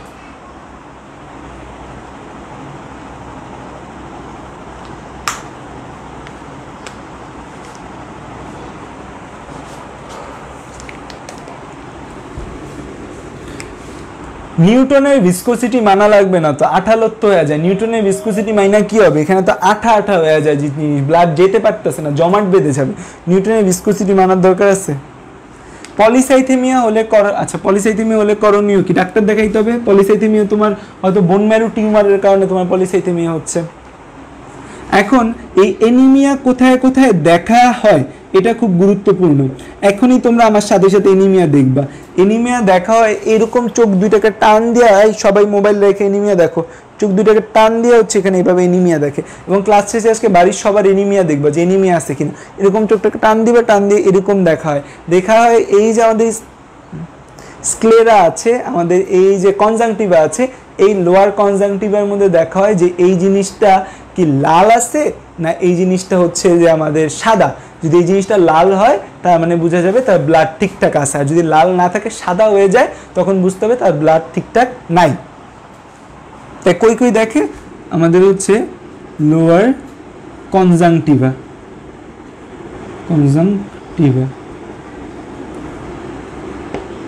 তারপর যে জিহ্বা বের করতে বলে, জিহ্বা বের করে দেখে, ঠিক আছে। জিহ্বার মধ্যে আর কি দেখে, আর কোন রোগ দেখে? জন্ডিস। এভাবে দেখে এনিমিয়া, আর এভাবে দেখে জন্ডিস।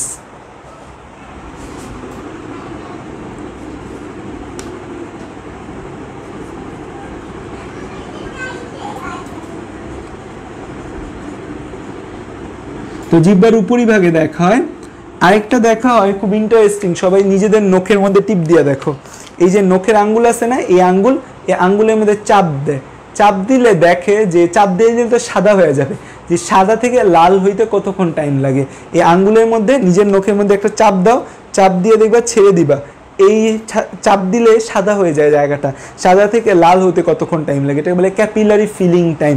যে এই জায়গায় আমাদের ক্যাপিলারি থাকে, আমি চাপ দিয়ে ক্যাপিলারিটাকে অফ করে দিচ্ছি, জন্য সাদা হয়ে গেছে, ছেড়ে দিলাম, কতক্ষণ লাগলো ক্যাপিলারিটিকে ফিল হইতে।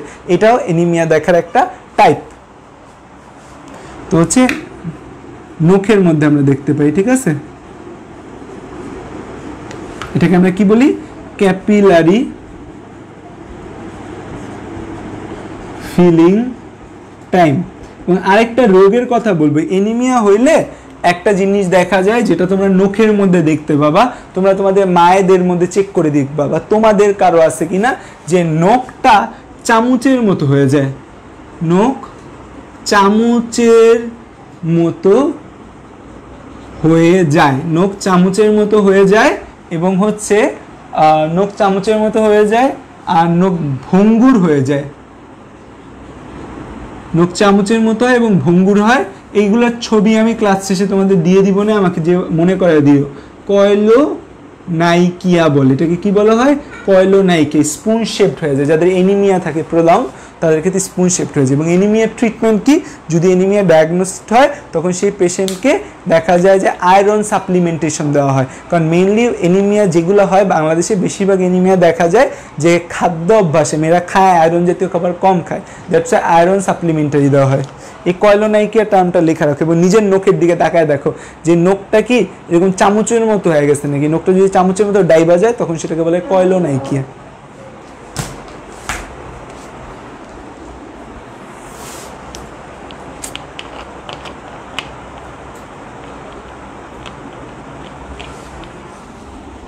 পানি খাই, কোনো প্রশ্ন থাকলে করো।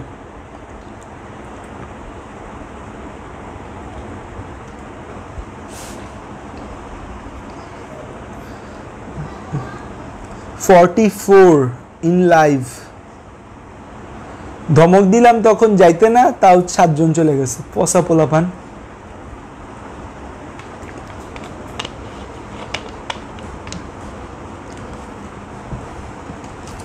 আচ্ছা, আরবিসি বড় হলে কেন এনিমিয়া হয়?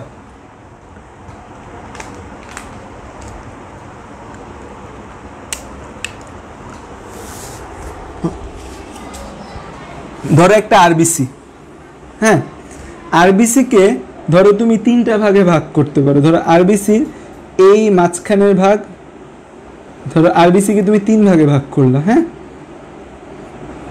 ফার্স্ট ভাগ, সেকেন্ড ভাগ, থার্ড ভাগ। সো আরবিসির 2/3 জায়গা জুড়ে হিমোগ্লোবিন থাকবে। আরবিসির কয় থার্ড জায়গা জুড়ে হিমোগ্লোবিন থাকবে? 2/3 জায়গা জুড়ে হিমোগ্লোবিন থাকবে, কিন্তু আর 1/3 জায়গা খালি থাকবে। আরবিসির 2/3 জায়গা জুড়ে হিমোগ্লোবিন থাকবে, 1/3 খালি থাকবে।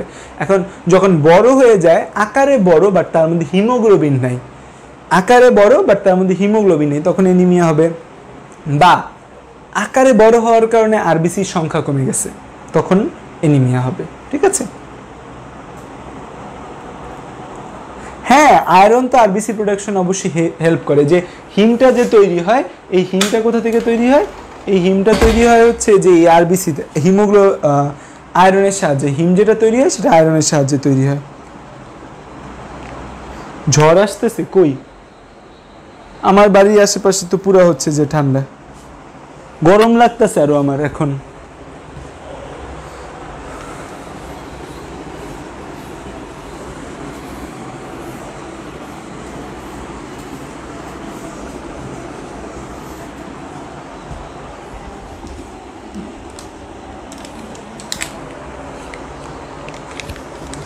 আরবিসির কাজ যদি আমি তোমাকে বলি, তুমি কিছু কাজ যদি মনে রাখো, তার মধ্যে 1 নম্বর কাজ যেটা মনে রাখবা, আরবিসির কাজ কি? নাম্বার 1 কাজ যদি তোমাকে বলি আরবিসি, সেটা হচ্ছে অক্সিজেন পরিবহন করা। কি পরিবহন করা?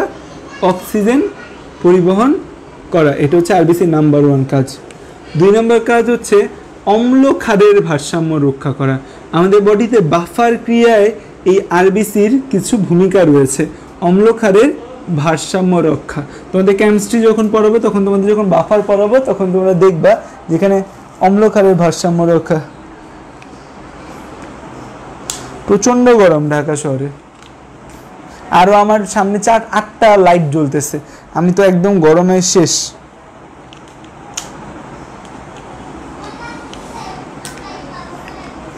তাহলে অম্লক্ষারের ভারসাম্য রক্ষা করে। অম্লক্ষারের ভারসাম্য রক্ষা করতে গেলে তাহলে আমার একটা বাফার লাগবে। তাহলে এখানে কোন বাফার কাজ করে? এখানে হিমোগ্লোবিন বাফার কাজ করে আমাদের বডিতে। তাহলে এখানে কোন বাফার কাজ করে? এখানে হিমোগ্লোবিন বাফার কাজ করে। একটা জিনিস মনে রাখবা, আমাদের দেহের পিএইচ নিয়ন্ত্রণ, আমাদের দেহের পিএইচ নিয়ন্ত্রণ করতে একটা বাফার দরকার হয়, তাকে আমরা বলি হচ্ছে বাইকার্বনেট বাফার। তাকে আমরা কি বলি? Bicarbonate buffer. এই বাইকার্বনেট বাফারটা আমাদের দেহের জন্য মোস্ট ইম্পর্টেন্ট। আমাদের দেহের পিএইচ নিয়ন্ত্রণ করে কি? মেইনলি এই বাইকার্বনেট বাফার।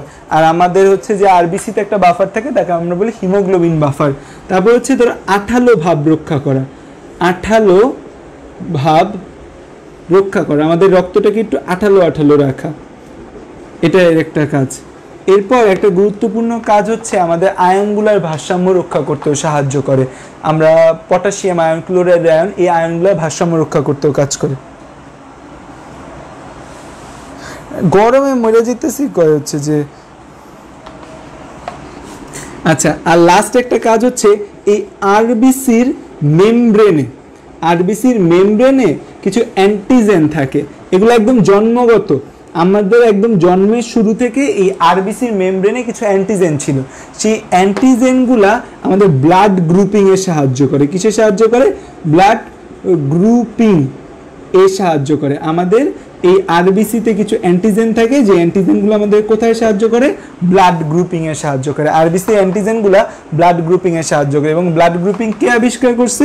ব্লাড গ্রুপিং আবিষ্কার করছে বিজ্ঞানী কার্ল ল্যান্ডস্টেইনার। এবং আমরা যে ব্লাড গ্রুপিংটা করি, এই ব্লাড গ্রুপিংটাকে কি বলা হয়? ABO blood grouping. ABO blood grouping. এখানে কয়টা ব্লাড গ্রুপ আছে? 4টা আছে। একটা A ব্লাড গ্রুপ, একটা B ব্লাড গ্রুপ, একটা AB ব্লাড গ্রুপ, একটা O blood group. Blood group নিয়ে আমরা বিস্তারিত জানবো যখন সেই 11 অধ্যায় পড়বো, তখন মোস্ট প্রবাবলি 11 অধ্যায় ব্লাড গ্রুপিং দাও।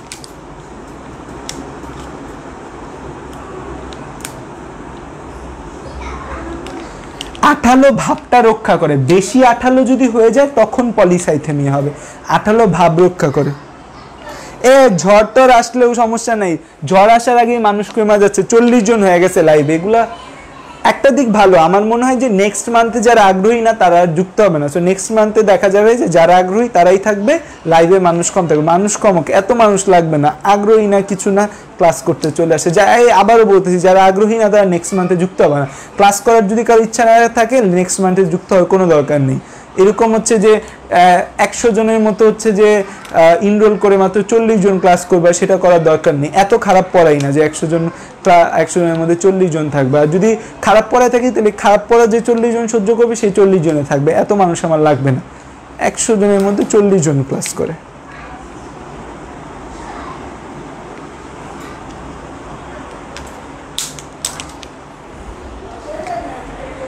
ওকে, সো এই হচ্ছে যে আমাদের আরবিসির কথাবার্তা। এবার আসো ডাব্লিউবিসি।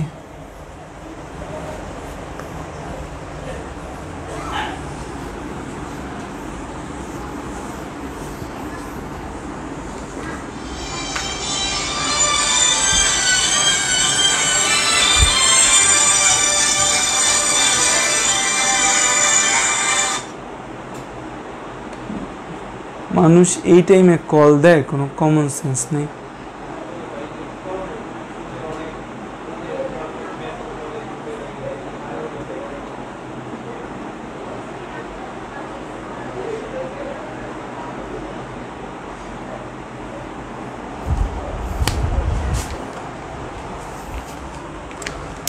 আচ্ছা, আমরা ডাব্লিউবিসি শিখব। ডাব্লিউবিসি বা যেটাকে আমরা কি বলতেছি, লিউকোসাইট। ডাব্লিউবিসি বা লিউকোসাইট, এই লিউকোসাইটের সংখ্যা নর্মালি আমাদের 4 থেকে 11,000। এই লিউকোসাইটের সংখ্যা কত? আমাদের 4 থেকে 11,000 হচ্ছে আমাদের লিউকোসাইটের সংখ্যা। এই লিউকোসাইটটা যদি আমাদের বেড়ে যাইতে পারে, আবার এই লিউকোসাইটটা আমাদের দেহে কমেও যেতে পারে। লিউকোসাইট সম্পর্কে আমার এক্সট্রা কিছু কথা জানতে হবে, যে লিউকোসাইট এমন একটা রক্তকণিকা যার মধ্যে নিউক্লিয়াস থাকে। আমাদের এই লিউকোসাইট যে রক্তকণিকা, সেই রক্তকণিকার মধ্যে আমাদের নিউক্লিয়াসটা থাকে। এবং এই লিউকোসাইটটা আমাদের অনিয়ত আকার, এর কোনো নির্দিষ্ট আকার আকৃতি থাকে না এই লিউকোসাইটের মধ্যে। এই লিউকোসাইটের মধ্যে আমাদের কি থাকে না? কোনো আকার আকৃতি লিউকোসাইটের মধ্যে থাকে না। এই লিউকোসাইটটার সংখ্যা আমাদের 4 থেকে 11,000 হয়। তার মানে লিউকোসাইটের সংখ্যা কিন্তু অনেক অনেক অনেক অনেক অনেক কম। আমাদের লিউকোসাইটের সংখ্যা কিন্তু অনেক কম। এই জন্য আমাদের বইগুলোর মধ্যে বলা আছে RBC is to WBC ratio হচ্ছে 700:1। এখন এই ইনফরমেশনটা আলিম স্যারের বইয়ে আবার বলা আছে হচ্ছে কত? আলিম স্যারের বইয়ে বলা আছে 600:1। এখন তো আমাদের মাথা নষ্ট হয়ে যায়, 700:1 দিব না 600:1 দিব। স্ট্যান্ডার্ড বইয়ের অনুসরণ যদি আমরা করি, স্ট্যান্ডার্ডভাবে বলতে গেলে তুমি 700:1ও বলতে পারো, তুমি হচ্ছে 600:1ও বলতে পারো। কেন বলতে পারো আমি তোমাকে বলি, যে এটাও কিন্তু প্রতি ঘন লিটারে। তুমি যদি ধরো যে এই 700:1 মানে কি, ধরো এটা হচ্ছে 49 লাখ,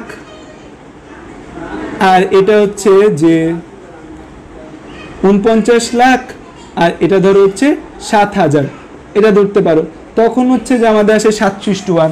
আবার তুমি এটাকে যদি 42 লাখ ধরো আর এটাকে 7,000 ধরো, তাহলে কত আসে 6:1। তার মানে 7:1ও সঠিক, 6:1ও সঠিক, বাট স্ট্যান্ডার্ড অনুযায়ী 7:1 বলাটা বেশি অধিকতর সঠিক।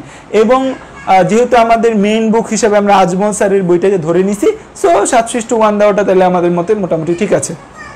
তো এই আরবিসি যদি আমাদের বেড়ে লিউকোসাইট যদি আমাদের বেড়ে যায়, তখন আমরা এই রোগটাকে বলি লিউকোসাইটোসিস।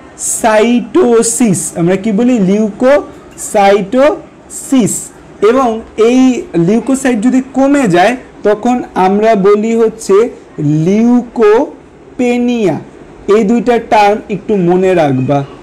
পেনিয়া মানে হচ্ছে ভয় পাওয়া বা কমে যাওয়া, পেনিয়া মানে হচ্ছে কমে যাওয়া, লিউকোপেনিয়া। আর সাইটোসিস মানে বেড়ে যাওয়া, ঠিক আছে? সাইটোসিস মানে বেড়ে যাওয়া আর লিউকোপেনিয়া মানে কমে যাওয়া। লিউকোপেনিয়া মানে কমে যাওয়া আর লিউকোসাইটোসিস মানে বেড়ে যাওয়া, ঠিক আছে? তো এই যে আমাদের লোহিত রক্তকণিকা যদি শ্বেত রক্তকণিকা আমাদের দেহে যদি বেড়ে যায়, নর্মালি আমাদের দেহে কোনো যদি রোগ শোক হয়, ধরো তুমি কোনো রোগে ভুগতেছো, তোমার বডিতে কোনো জীবাণু প্রবেশ করছে, তখন তোমার লিউকোসাইট কিন্তু নর্মালি বেড়ে যাবে, একে বলি আমরা লিউকোসাইটোসিস।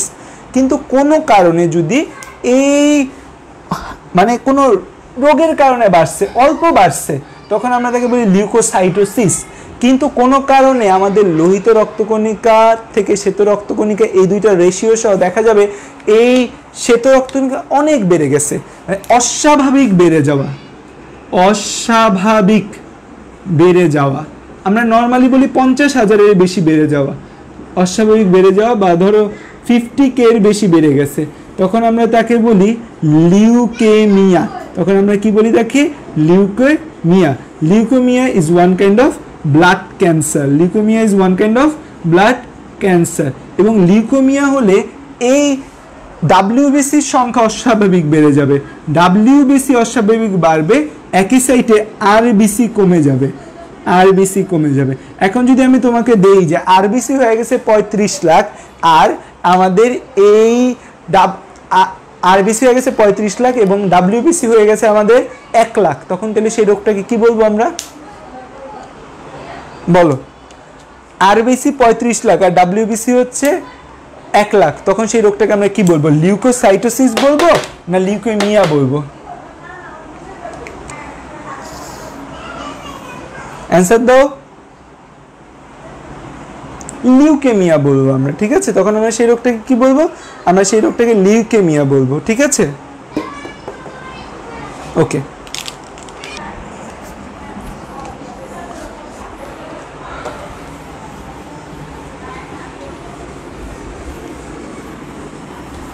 তোমাদের কিছু জিনিস একটু সাজায় দেই, সেই জিনিসটা তোমরা একটু হচ্ছে সাজায় নাও।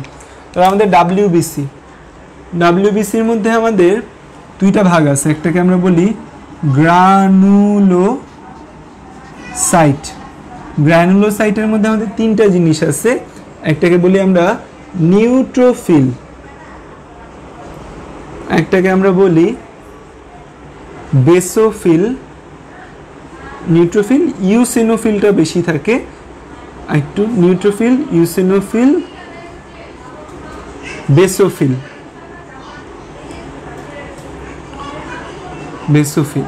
তো নিউট্রোফিলের সংখ্যা আমাদের আজমল স্যারের বইয়ে বলা আছে হচ্ছে 70%। নিউট্রোফিল কত পার্সেন্ট বলা আছে আজমল স্যারের বইয়ে? 70%। আর আমরা মেডিকেলে বলি যে 60 to 70%, আমরা একদম ডাইরেক্ট 70% বলতে চাই না একে।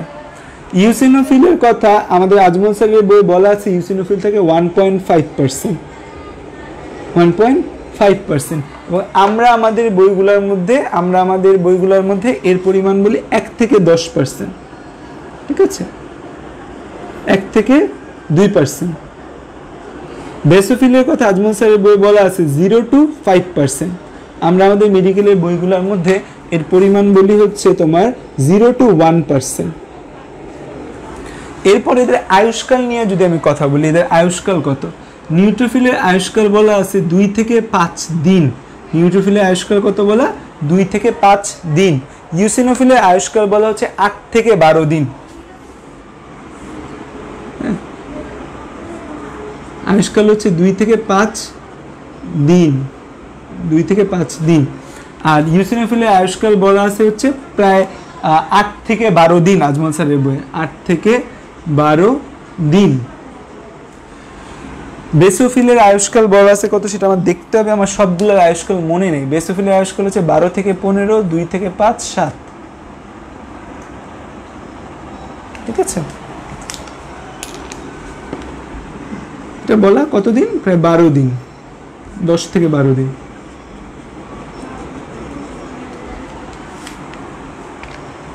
আর অ্যাগ্রানুলোসাইটগুলোর মধ্যে আমার অ্যাগ্রানুলোসাইটের মধ্যে তো আমার আছে 2টা, তাই না? একটাকে আমরা কি বলি, একটাকে আমরা বলি হচ্ছে লিম্ফোসাইট, একটাকে আমরা বলি হচ্ছে মনোসাইট। লিম্ফোসাইটের সংখ্যা হচ্ছে আমাদের বই বলা 24%, 24। আমরা মেডিকেলের ভাষায় বলি 20 থেকে 30%।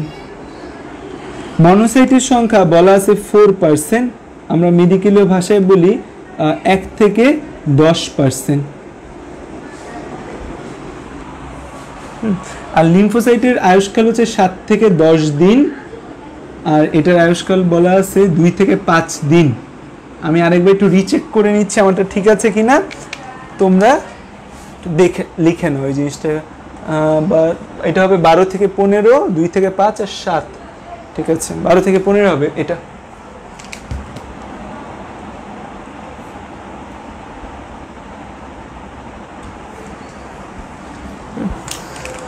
এটা হবে 12 থেকে 15।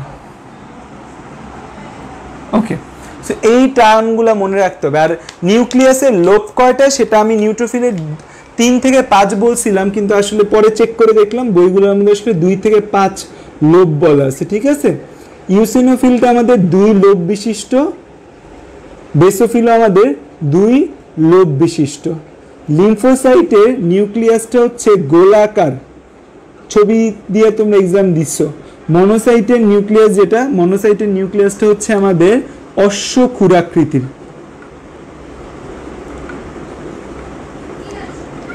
এবং আমাদের এই জিনিসগুলো দেখার জন্য গ্র্যানুলোসাইটগুলা একটা রঞ্জকে টেস্ট করা হয়। গ্র্যানুলোসাইটগুলা লিশম্যান রঞ্জকে টেস্ট করা হয়। লিশম্যান রঞ্জক পরীক্ষা করা হয়।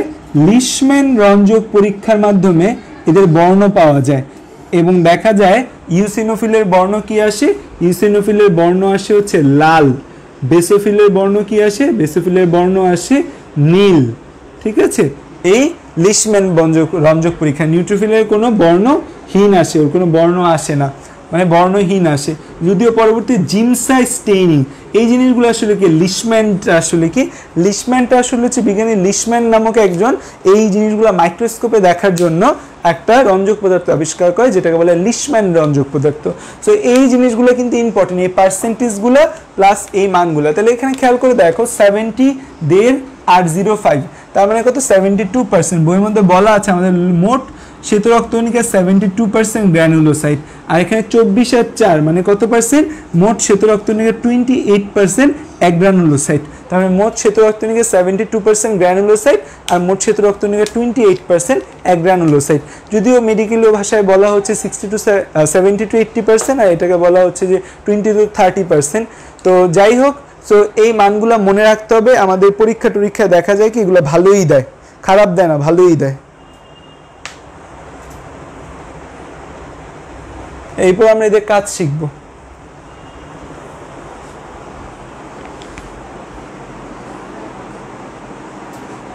এর প্রত্যেকটা আলাদা আলাদা কাজ রয়েছে এবং আলাদা আলাদা কাজ আমাদের জানতে হবে।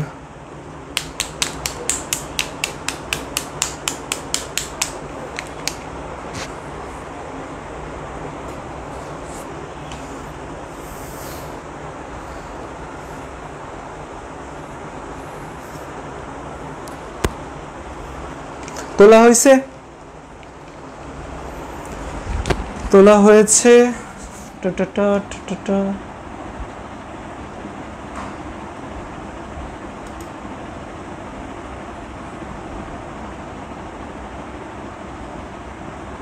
বাবারে বাবা, কারেন্ট নাই, ঝড় হচ্ছে, তাও সে ক্লাস করতেছে। বিশুদ্ধ পানি নিয়ে কিছু কথা বলবেন বলছিলেন। বিশুদ্ধ পানি না, দেখো আমরা নর্মালি যে পানি খাই সেই পানি কিন্তু বিশুদ্ধ না। পানি তোমার মুখের ভেতরে গেলে সেই পানি অবিশুদ্ধ হয়ে যায়, যখন পানি মুখের ভেতর যাবে তখনই কিন্তু পানি অবিশুদ্ধ হয়ে যাচ্ছে।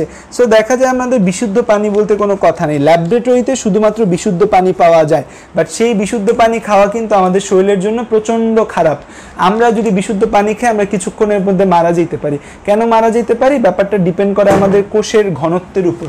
তো আমরা যে পানিটা খাই, আমাদের দেখা যায় যে এই ধর একটা কোষ, সেই কোষের তরল পদার্থের একটা নির্দিষ্ট ঘনত্ব আছে।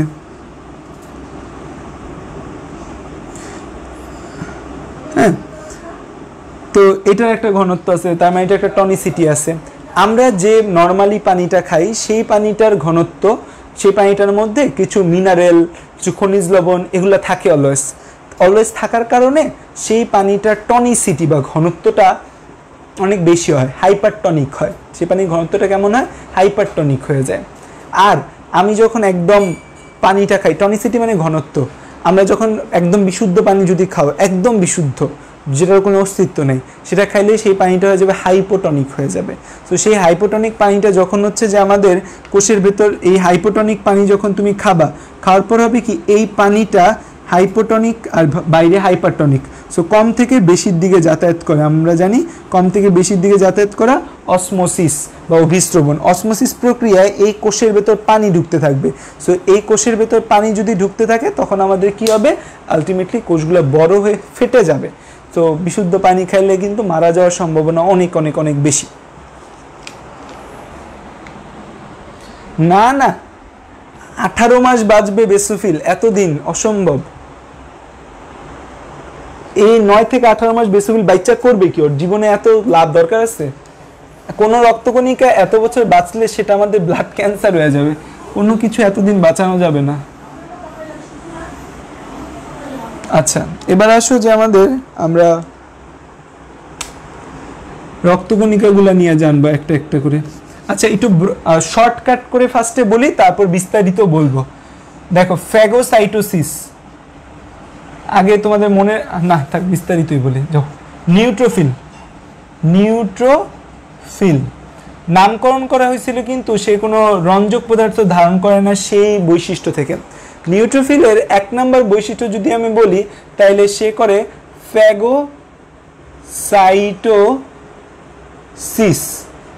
ফ্যাগোসাইটোসিস মানে ক্ষণপদ ক্ষরণ করে ভক্ষণ।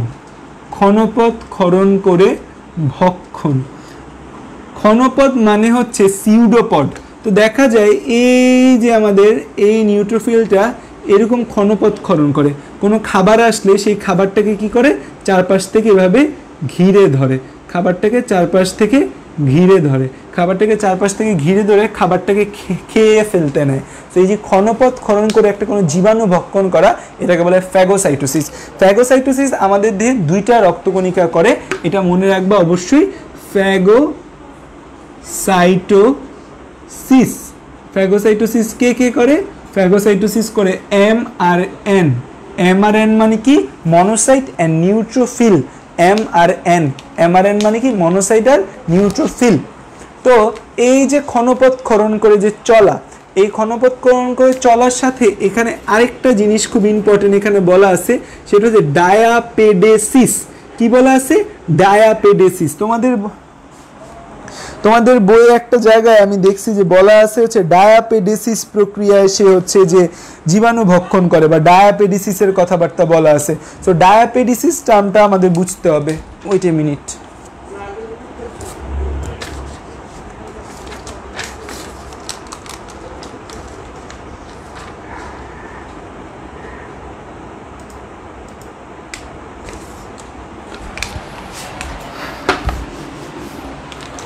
তো ধরো আমাদের এটা একটা ব্লাড সেল, এটা আমাদের একটা ব্লাড, আমাদের হচ্ছে যে এটা একটা রক্তনালী। রক্তনালীর এই যে আবরণটা, এই আবরণটাকে আমরা কি বলি? এই রক্তনালীর যে আবরণটা, এটাকে আমরা বলি এপিথেলিয়াম। ভেতরের আবরণকে আমরা কি বলি? এপিথেলিয়াম। এখন কি হয়, এই শ্বেত রক্তকণিকা করে কি, শ্বেত রক্তকণিকাটা যখন দেখে ধরো এই জায়গায় একটা বিপদ, বা এই জায়গায় কোনো জীবাণু আছে, তখন শ্বেত রক্তকণিকা করবে কি এই এপিথেলিয়াম বরাবর চলাফেরা করবে, করে কিছু রাসায়নিক পদার্থ ক্ষরণ করবে। সেই রাসায়নিক পদার্থের কারণে এইখানে এরকম গ্যাপের তৈরি হবে, এপিথেলিয়ামের মাঝখানে এরকম গ্যাপের তৈরি হবে। গ্যাপের তৈরি হলে শ্বেত রক্তকণিকাগুলো এই এপিথেলিয়ামের গ্যাপের মাধ্যমে এই বিপদ যে জায়গায় সেই জায়গায় জমা হয়। এই যে শ্বেত রক্তকণিকা যে জায়গায় বিপদ সেই জায়গায় জমা হওয়ার যে কথা বা জমা হওয়ার ক্ষমতা, এই ক্ষমতাকেই বলা হয় ডায়াপেডেসিস। তাহলে এই যে শ্বেত রক্তকণিকা যে প্রক্রিয়ায় যে জায়গায় বিপদ সেই জায়গায় যে আশ্রয় নেয়, এই আশ্রয় নেওয়াটাকে আমরা কি বলি ডায়াপেডেসিস। তো নিউট্রোফিল থেকে দুইটা টার্ম মনে রাখবা, একটা হচ্ছে কি ফ্যাগোসাইটোসিস করে আর একটা ডায়াপেডেসিস করে। ফ্যাগোসাইটোসিস অ্যান্ড ডায়াপেডেসিস এই দুইটা টার্ম মনে রাখবা নিউট্রোফিল থেকে। এরপর আসো ইউসিনোফিল। ইউসিনোফিল যেটা রয়েছে, ইউসিনোফিলটা হচ্ছে আমাদের কাজ করবে, মনে রাখবা ইউসিনোফিল যদি ভুলে যাও ইপিজেটের কথা মনে রাখবা, বাংলাদেশে অনেক ইপিজেট আছে, ইপিজেট দিয়ে মনে রাখবা। পি দ্বারা বোঝাচ্ছে প্যারাসাইট। প্যারাসাইট মানে হচ্ছে, প্যারাসাইট হচ্ছে একটা মুভি, কোরিয়ান ফিল্ম, যেটা এর আগের বছর অস্কার পাইছে। তার মানে প্যারাসাইট, প্যারাসাইট মানে হচ্ছে যে পরজীবী, এই প্যারাসাইট মানে পরজীবী। তো দেখা যায় এরা ইউসিনোফিল প্যারাসাইটের প্রতি অ্যালার্জিক ক্রিয়া দেখায়। আমাদের বডিতে যদি কোনো প্যারাসাইট প্রবেশ করে বা পরজীবী প্রবেশ করে তখন তার বিরুদ্ধে অ্যালার্জিক ক্রিয়াকে দেখায়, অ্যালার্জিক ক্রিয়া প্রদর্শন করে এই ইউসিনোফিল। ধরো এটা একটা প্যারাসাইট, এরকম লম্বা একটা প্যারাসাইট আমাদের বডিতে প্রবেশ করলো, ইউসিনোফিল করবে কি তার গায়ে গিয়ে ভেবে বসে থাকবে, বসে থেকে তাকে হচ্ছে বিষাক্ত রসক্ষরণ করে এই প্যারাসাইটটাকে মারার চেষ্টা করবে।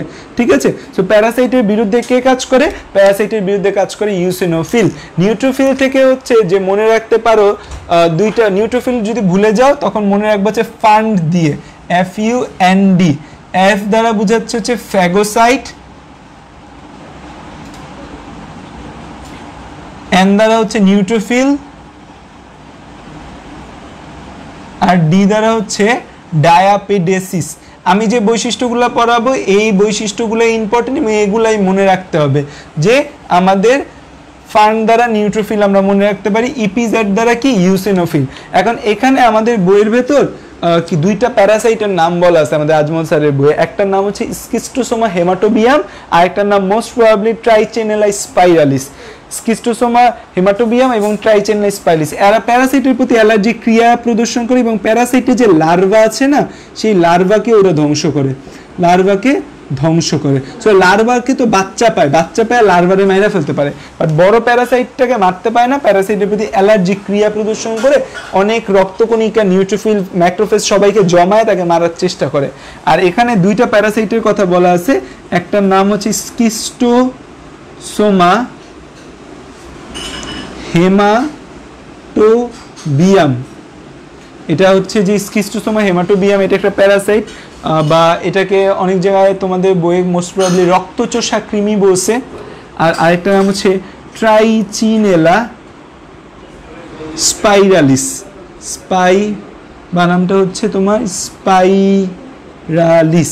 এই ট্রাইচিনেলা স্পাইরালিস যে প্যারাসাইটটা, এই প্যারাসাইটটা মেনলি হচ্ছে ইউরিনারি ব্লাডার, ভ্যাজাইনা এইসব জায়গায় আক্রমণ করে, ট্রাইচিনেলা স্পাইরালিস। তো এই দুইটা জিনিস মনে রাখবা, এগুলার ছবি দিয়ে দিব, দেখো স্কিস্টোসোমা হেমাটোবিয়াম, ট্রাইচিনেলা স্পাইরালিস।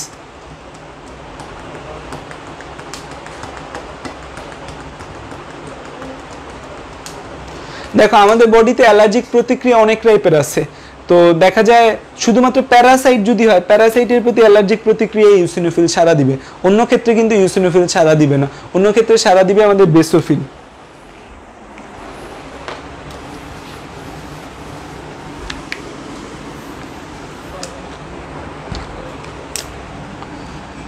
বেসোফিলটা তাহলে আমাদের কোথায় সাড়া দিবে? বেসোফিলটা হচ্ছে যে নর্মাল অ্যালার্জিক ক্রিয়া সাড়া দিবে অ্যালার্জেনের প্রতি।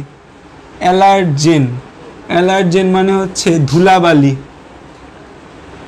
ধুলাবালি, তারপর হচ্ছে পরাগরেণু, এইসব অ্যালার্জেন যারা আছে। এছাড়াও ধরো আমরা যে খাবার খাই, অনেকে করলার প্রতি অ্যালার্জি আছে, অ্যালার্জেনের প্রতি অ্যালার্জিক ক্রিয়া সাড়া দেয়।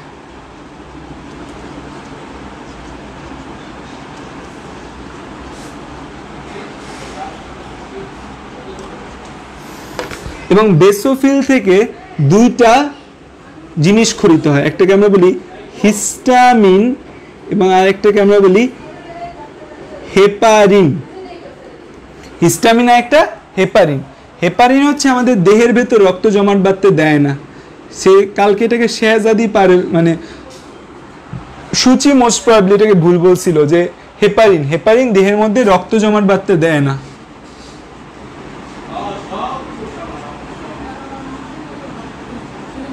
বাঁধতে দেয় না, আমরা বলি না মানব দেহের ভিতরে রক্ত জমাট বাঁধে না, না বাঁধার কারণ কি? হেপারিন। আর হিস্টামিন কি করে? হিস্টামিন আমাদের রক্তনালীকে প্রসারিত করে। হিস্টামিনের কাজ কি? রক্তনালীকে প্রসারিত করে দিবে।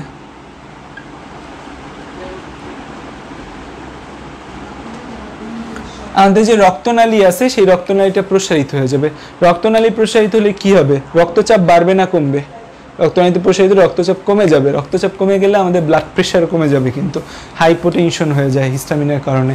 আবার হিস্টামিনের কিছু কাজ আছে যে হিস্টামিন শুধু আমাদের রক্তনালীকে প্রসারিত করেই না, হিস্টামিনটা হচ্ছে যে আরও কিছু কাজ করে। এই হিস্টামিনটা আমাদের শ্বাসনালীকে সংকুচিত করে দেয়। তারপর হচ্ছে হিস্টামিনের হিস্টামিন রক্তনালীকে প্রসারিত করে দেয়। তো রক্তনালীকে যখন প্রসারিত করে দিবে তখন এক জায়গায় রক্ত যাবে কিন্তু বেশি, তখন ওই জায়গাটা কিন্তু লাল হয়ে যাবে। সো আমাদের অ্যালার্জিক ক্রিয়া যদি হয় তখন আমাদের ওই জায়গায় হিস্টামিনের পরিমাণ বেড়ে যায়। হিস্টামিনের পরিমাণ বেড়ে যাওয়া কিন্তু জায়গাটা লাল হয়ে যায় এবং ফুলে যায়। তো এটা হচ্ছে হিস্টামিনের একটা ইফেক্ট। এবং রক্তনালী প্রসারিত হলে একই সাথে এপিথেলিয়ামগুলোর মধ্যবর্তী যে গ্যাপ, সেই গ্যাপও কিন্তু কমে যায়। সো তখন দেখা যায় এই ডায়াপেটিসিস প্রক্রিয়ায় নিউট্রোফিলগুলো বের হয়ে যেতে পারে।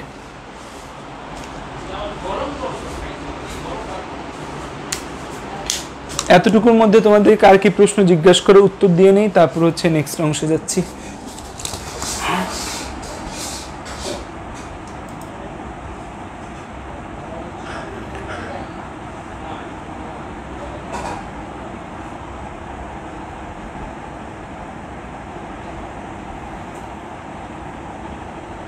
ডায়াপেটিসিসটা বোঝো না, অ্যানিজার আমি বলি। ডায়াপেটিসিসটা হচ্ছে যে আমাদের কোনো একটা জায়গায় জীবাণু জমছে, জীবাণু জমলে সেই জীবাণুটিকে মারার জন্য শ্বেত রক্তকণিকা কাজ করবে। তো শ্বেত রক্তকণিকা কি করবে? আমাদের যে এপিথেলিয়াম বা আমাদের রক্তনালীর অন্তর্প্রাচীরকে এপিথেলিয়াম বলে, সে এই এপিথেলিয়ামের গা ঘেঁষে যাতায়াত করবে, করে সে রাসায়নিক পদার্থ ক্ষরণ করে সেই এপিথেলিয়ামের মাঝখানে গ্যাপ ক্রিয়েট করবে। এই যে এপিথেলিয়ামের মাঝখানে গ্যাপ ক্রিয়েট হলো, এই গ্যাপ ক্রিয়েট হওয়ার ফলে সে ওই এপিথেলিয়াম বের হয়ে জীবাণুটা যে জায়গায় আছে সে জায়গায় চলে গেল। সো আলটিমেটলি তাহলে কি হলো? জীবাণুটাকে মারার জন্য সে জীবাণু যেখানে আছে সেই জায়গায় অবস্থান করে। এই জন্য এটাকে আমরা কি বলি? ডায়াপেডেসিস বলি। যে ডায়াপেডেসিস মানে কি? আসলে ডায়াপেডেসিস টার্মটাকে যদি আমি ভাঙি, ডায়া মানে দুই, পেডা মানে পা, প্রায় দুইটার মতো পা বা অনেকগুলা পা ক্ষরণ করে সে চলাফেরা করে। এটা একটা ক্ষণপদী টাইপের চলন, ডায়াপেডেসিস। আচ্ছা, তারপর হচ্ছে মিমিয়া বলছে ক্যাপিলারি ছিদ্রপথ না এপিথেলিয়াম? এপিথেলিয়াম, ক্যাপিলারি না। ইউসিনোফিল আছে, ইউসিনোফিল যে জিনিসটা রয়েছে সেটা আমাদের প্যারাসাইট বা পরজীবী, মানে কৃমি। আমাদের বডিতে কৃমি প্রবেশ করলে সেই কৃমির বিরুদ্ধে যে প্রতিক্রিয়া দেয় সেটা হচ্ছে আমাদের এই ইউসিনোফিল। তো ইউসিনোফিলটা আমাদের কৃমি বা প্যারাসাইটের প্রতি সে হচ্ছে অ্যালার্জিক প্রতিক্রিয়া প্রদর্শন করে। তো দেখা যায় আমাদের স্কিস্টোসোমা হেমাটোবিয়াম বা ট্রাইচিনেলা স্পাইরালিস বা তোমার নর্মাল আমাদের বডিতে যে কৃমি প্রবেশ করে সেই কৃমিগুলোর প্রতি সে কি করে? বিরূপ প্রভাব বা কৃমিগুলোর উপর গিয়ে আক্রমণ করে কৃমিগুলোকে মারার চেষ্টা করে। বড় কৃমিকে মারতে পারে না, ছোট ছোট কৃমির বাচ্চা যে লার্ভা আছে লার্ভাগুলোকে ধ্বংস করে। অ্যানি ইয়াটা বুঝছো? সরি মাবিয়া ডায়াবেটিসিস বুঝছো? পরে এই দুইটা পরজীবীর ছবি দিয়ে দিব। স্কিস্টোসোমা হেমাটোবিয়ামটাকে বলা হয় রক্তকৃমি, আর ট্রাইচিনেলা স্পাইরালিস যেটা রয়েছে, ট্রাইচিনেলা স্পাইরালিসটা মেইনলি ভ্যাজাইনা, ইউরিনারি ব্লাডার এই জায়গাগুলোর মধ্যে আক্রমণ করে। আর স্কিস্টোসোমা হেমাটোবিয়াম এটাকে আমরা বলি হচ্ছে যে রক্তকৃমি, হেমাটোবিয়াম। এবং এটার কারণে আমাদের এটা হচ্ছে যে দেখা যায়, স্কিস্টোসোমা হেমাটোবিয়ামটা আমাদের ইউরিনারি ব্লাডার, ট্রাইচিনেলা স্পাইরালিস না, স্কিস্টোসোমা হেমাটোবিয়ামটা হচ্ছে আমাদের ইউরিনারি ব্লাডারের মধ্যে হচ্ছে থাকে এবং ইউরিনারি ব্লাডারে ক্যান্সার তৈরি করে। এটা একটু লিখে রাখো। এটাকে রক্তকৃমি বলা হয় স্কিস্টোসোমা হেমাটোবিয়ামকে, এবং এটা ইউরিনারি ব্লাডার মানে হচ্ছে আমাদের মূত্রথলিকে আক্রমণ করে ইউরিনারি ব্লাডার ক্যান্সার তৈরি করতে পারে।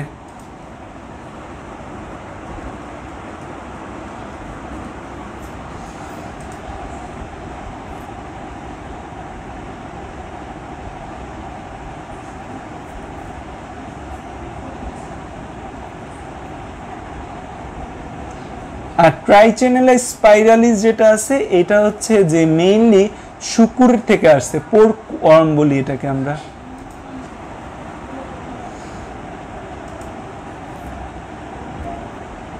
ট্রাইচ্যানেলা স্পাইরালিসের কারণে হচ্ছে যে আমাদের ট্রাইচ্যানেলা স্পাইরালিস, এটার কারণে আমাদের ডায়রিয়া হয়। এটা মেইনলি শুকুর থেকে মানুষের মধ্যে আসে। ট্রাইচ্যানেলা স্পাইরালিসটা মেইনলি কোথা থেকে আসে? এটা হচ্ছে শুকুর থেকে মানুষের মধ্যে আসে। ট্রাইচ্যানেলা তার মানে হচ্ছে স্কিস্টোসোমা হেমাটোবিয়াম, এটা হচ্ছে ইউরিনারি ব্লাডার, ঠিক করে লেখো, স্কিস্টোসোমা হেমাটোবিয়াম, এটা হচ্ছে ইউরিনারি ব্লাডারের মধ্যে হচ্ছে ক্যান্সার ক্রিয়েট করে। স্কিস্টোসোমা হেমাটোবিয়াম কোথায় ক্যান্সার করে? ইউরিনারি ব্লাডার বা মূত্রথলিতে। আর ট্রাইচ্যানেলা স্পাইরালিস যেটা আছে, ট্রাইচ্যানেলা স্পাইরালিসের ক্ষেত্রে মনে রাখবে এটা কোথা থেকে আসে? এই ট্রাইচ্যানেলা স্পাইরালিসটা পর্ক বা শুকুর থেকে আসে, এবং এটা মেইনলি আমাদের ডায়রিয়া, তারপর হচ্ছে যে জ্বর এগুলা করে থাকে, ডায়রিয়া জ্বর এগুলা করে থাকে ট্রাইচ্যানেলা স্পাইরালিস। আর হিস্টামিন, হিস্টামিন এক ধরনের রাসায়নিক পদার্থ। হিস্টামিনকে একটা রাসায়নিক পদার্থ যেটা আমাদের রক্তনালীগুলোকে প্রসারিত করতে সাহায্য করে। আর 5 মিনিট, যা আমাদের রক্তনালীগুলোকে প্রসারিত করতে সাহায্য করে, এবং হচ্ছে হিস্টামিনের অনেকগুলো সাইড ইফেক্ট আছে। আমরা যে অ্যান্টি হিস্টামিন জাতীয় ওষুধ খাই না, হিস্টাসিন খাও না তোমরা? হিস্টাসিন, এই যে হিস্টাসিন যে খাও এগুলো সব হচ্ছে অ্যান্টি হিস্টামিন। এই যে অ্যালার্জিক প্রতিক্রিয়া, এই যে আমাদের নাক দিয়া পানি পড়ে, যে আমাদের নাক দিয়া পানি পড়ে না ঠান্ডা লাগলে, এগুলোও কিন্তু হিস্টামিনের প্রভাব। হিস্টামিনের দেখা যায় আমাদের বিশাল প্রভাব রয়েছে আমাদের বডিতে।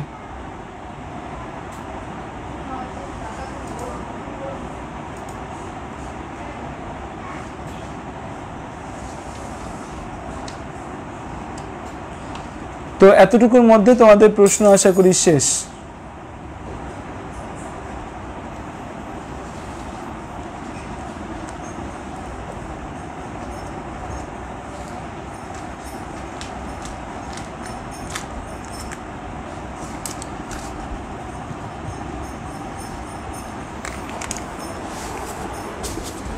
ওকে,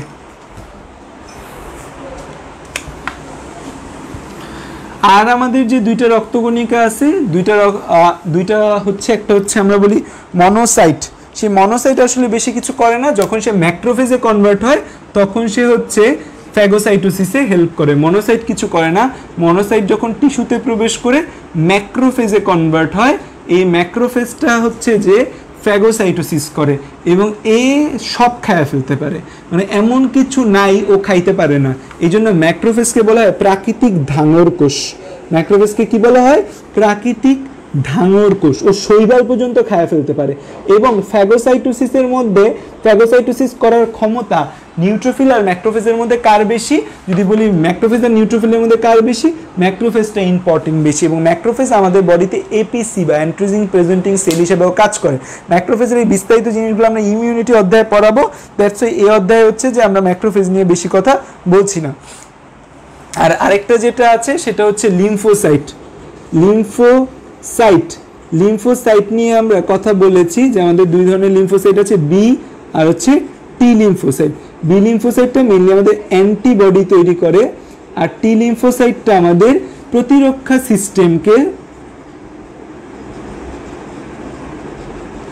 সক্রিয় করতে হেল্প করে।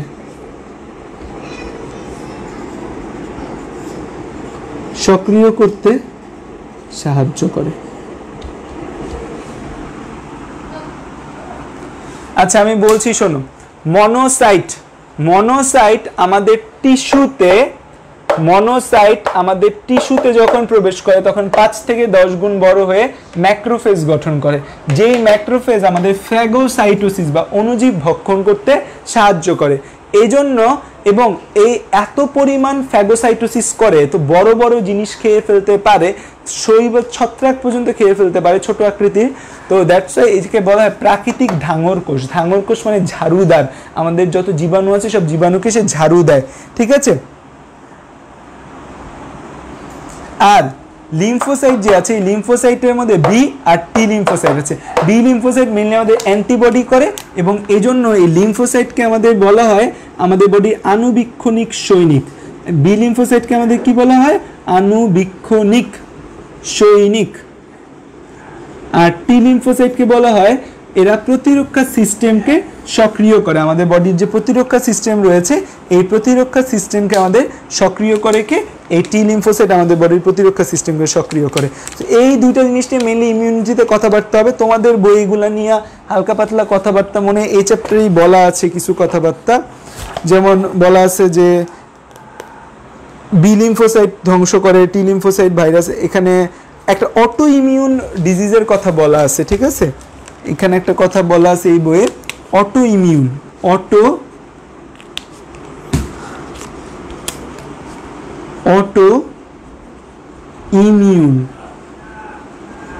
ডিজিজ। অটো ইমিউন ডিজিজ হচ্ছে অটো মানে আমরা কি বুঝি, যে যেটা নিজে নিজে চলতে পারে, তাই না? আর এখানে বোঝায় যে নিজের, ইমিউন মানে প্রতিরক্ষা, তো নিজের প্রতিরক্ষাই যখন নিজের জন্য বিপদ হয়ে যায় তখন তাকে আমরা বলি অটো ইমিউন ডিজিজ। কোনো কারণে আমাদের টি সেলের যে ট্রেনিং হয় না, টি সেলের ট্রেনিং কোথায় হয়? থাইমাসে হয়। কোনো কারণে টি সেলের ট্রেনিং হয় না ঠিকঠাক মতো, টি সেলের ট্রেনিং যদি ঠিকঠাক মতো না হয়ে থাকে তখন যে ঝামেলাটা দেখা যায় তখনই হয় বিপদটা ঘটে। কি বিপদ ঘটে? টি সেলের ট্রেনিং না হইলে টি সেল করে কি আমাদের বডির যেগুলো নিজের জিনিস তাদেরকে আমাদের জীবাণু ভেবে মেরে ফেলা শুরু করে। এটাকে বলা হয় অটো ইমিউন সিনড্রোম বা অটো ইমিউন ডিজিজ, এবং ওই রোগটা খুবই ভয়াবহ এবং এগুলো ট্রিট করা খুবই ক্ষতিকর। স্টেরয়েড জাতীয় ওষুধ, এই যে এখন রিসেন্টলি শুনতেছো না যে ডেক্সামিথাসোন ব্যবহার করে করোনা ভাইরাসের বিরুদ্ধে, কারণ কি? করোনা ভাইরাসের রোগী কেন মারা যায় জানো? করোনা ভাইরাসের রোগী মারা যায় নিজের প্রতিরক্ষা সিস্টেম নিজেরে মেরে ফেলে। যে আমাদের করোনা ভাইরাস তো একটা ভাইরাস, আমাদের এই যে প্রতিরক্ষা সিস্টেমের ওরা আছেন ওরা ব্যাকটেরিয়াকে আক্রমণ করতে পারে, ব্যাকটেরিয়াকে চিনে ধইরা চিপায় মারতে পারে, বাট ভাইরাসকে না সেভাবে ধরে মারতে পারে না। সো এই ম্যাক্রোফেজ, তারপর হচ্ছে যত নিউট্রোফিল ওরা আছে ভাইরাসের কাছাকাছি আসে, করোনা ভাইরাসের পাশাপাশি আসে, তারপর করোনা ভাইরাসকে মারার চেষ্টা করে, কোনোভাবেই মারতে পারে না। তখন তারা রাগে ক্ষোভে তাদের ভেতরে যে বিষাক্ত রাসায়নিক পদার্থগুলো ছিল সেগুলা ক্ষরণ করে। তো এই যে সেগুলা ক্ষরণ, এগুলাকে বলে লিউকোট্রিন। সো লিউকোট্রিন নামক রাসায়নিক পদার্থ, লেখা লাগবে না, লিউকোট্রিন নামক রাসায়নিক পদার্থ বেড়ে যায়। তো লিউকোট্রিন কি করে?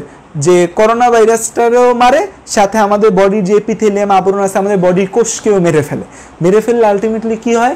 আলটিমেটলি আমাদের বডির প্রতিরক্ষা সিস্টেম একদম দুর্বল হয়ে যায়। তখন আমাদের বডিতে ব্যাকটেরিয়া প্রবেশ করে, এবং ব্যাকটেরিয়া প্রবেশ করে তখন আমাদের বডি লাংস টাংস সব কিছু শেষ করে ফেলে। আমরা দেখব করোনা ভাইরাসের কারণে মানুষ কিন্তু মারা যায় সেকেন্ডারি ইনফেকশন হয়ে, যে প্রথম ইনফেকশনে সেকেন্ডারি ব্যাকটেরিয়াল ইনফেকশনে আলটিমেটলি মারা যায়। এই জন্য এখন স্টেরয়েড জাতীয় ওষুধ দেওয়া হচ্ছে যেন আমাদের প্রতিরক্ষা সিস্টেম এত বেশি শক্তিশালী না হয়ে যায়। যে পেশেন্টগুলোর অবস্থা খারাপ হয়ে যায় তাদের ক্ষেত্রে স্টেরয়েড জাতীয় ওষুধ দেওয়া হয়, ঠিক আছে? তো শেষ আজকের ক্লাস। প্লেটিলেট, রক্ততঞ্চন আর লসিকা, এই তিনটা টপিকস নিয়ে কালকে কথা হবে, ঠিক আছে? So thank you all.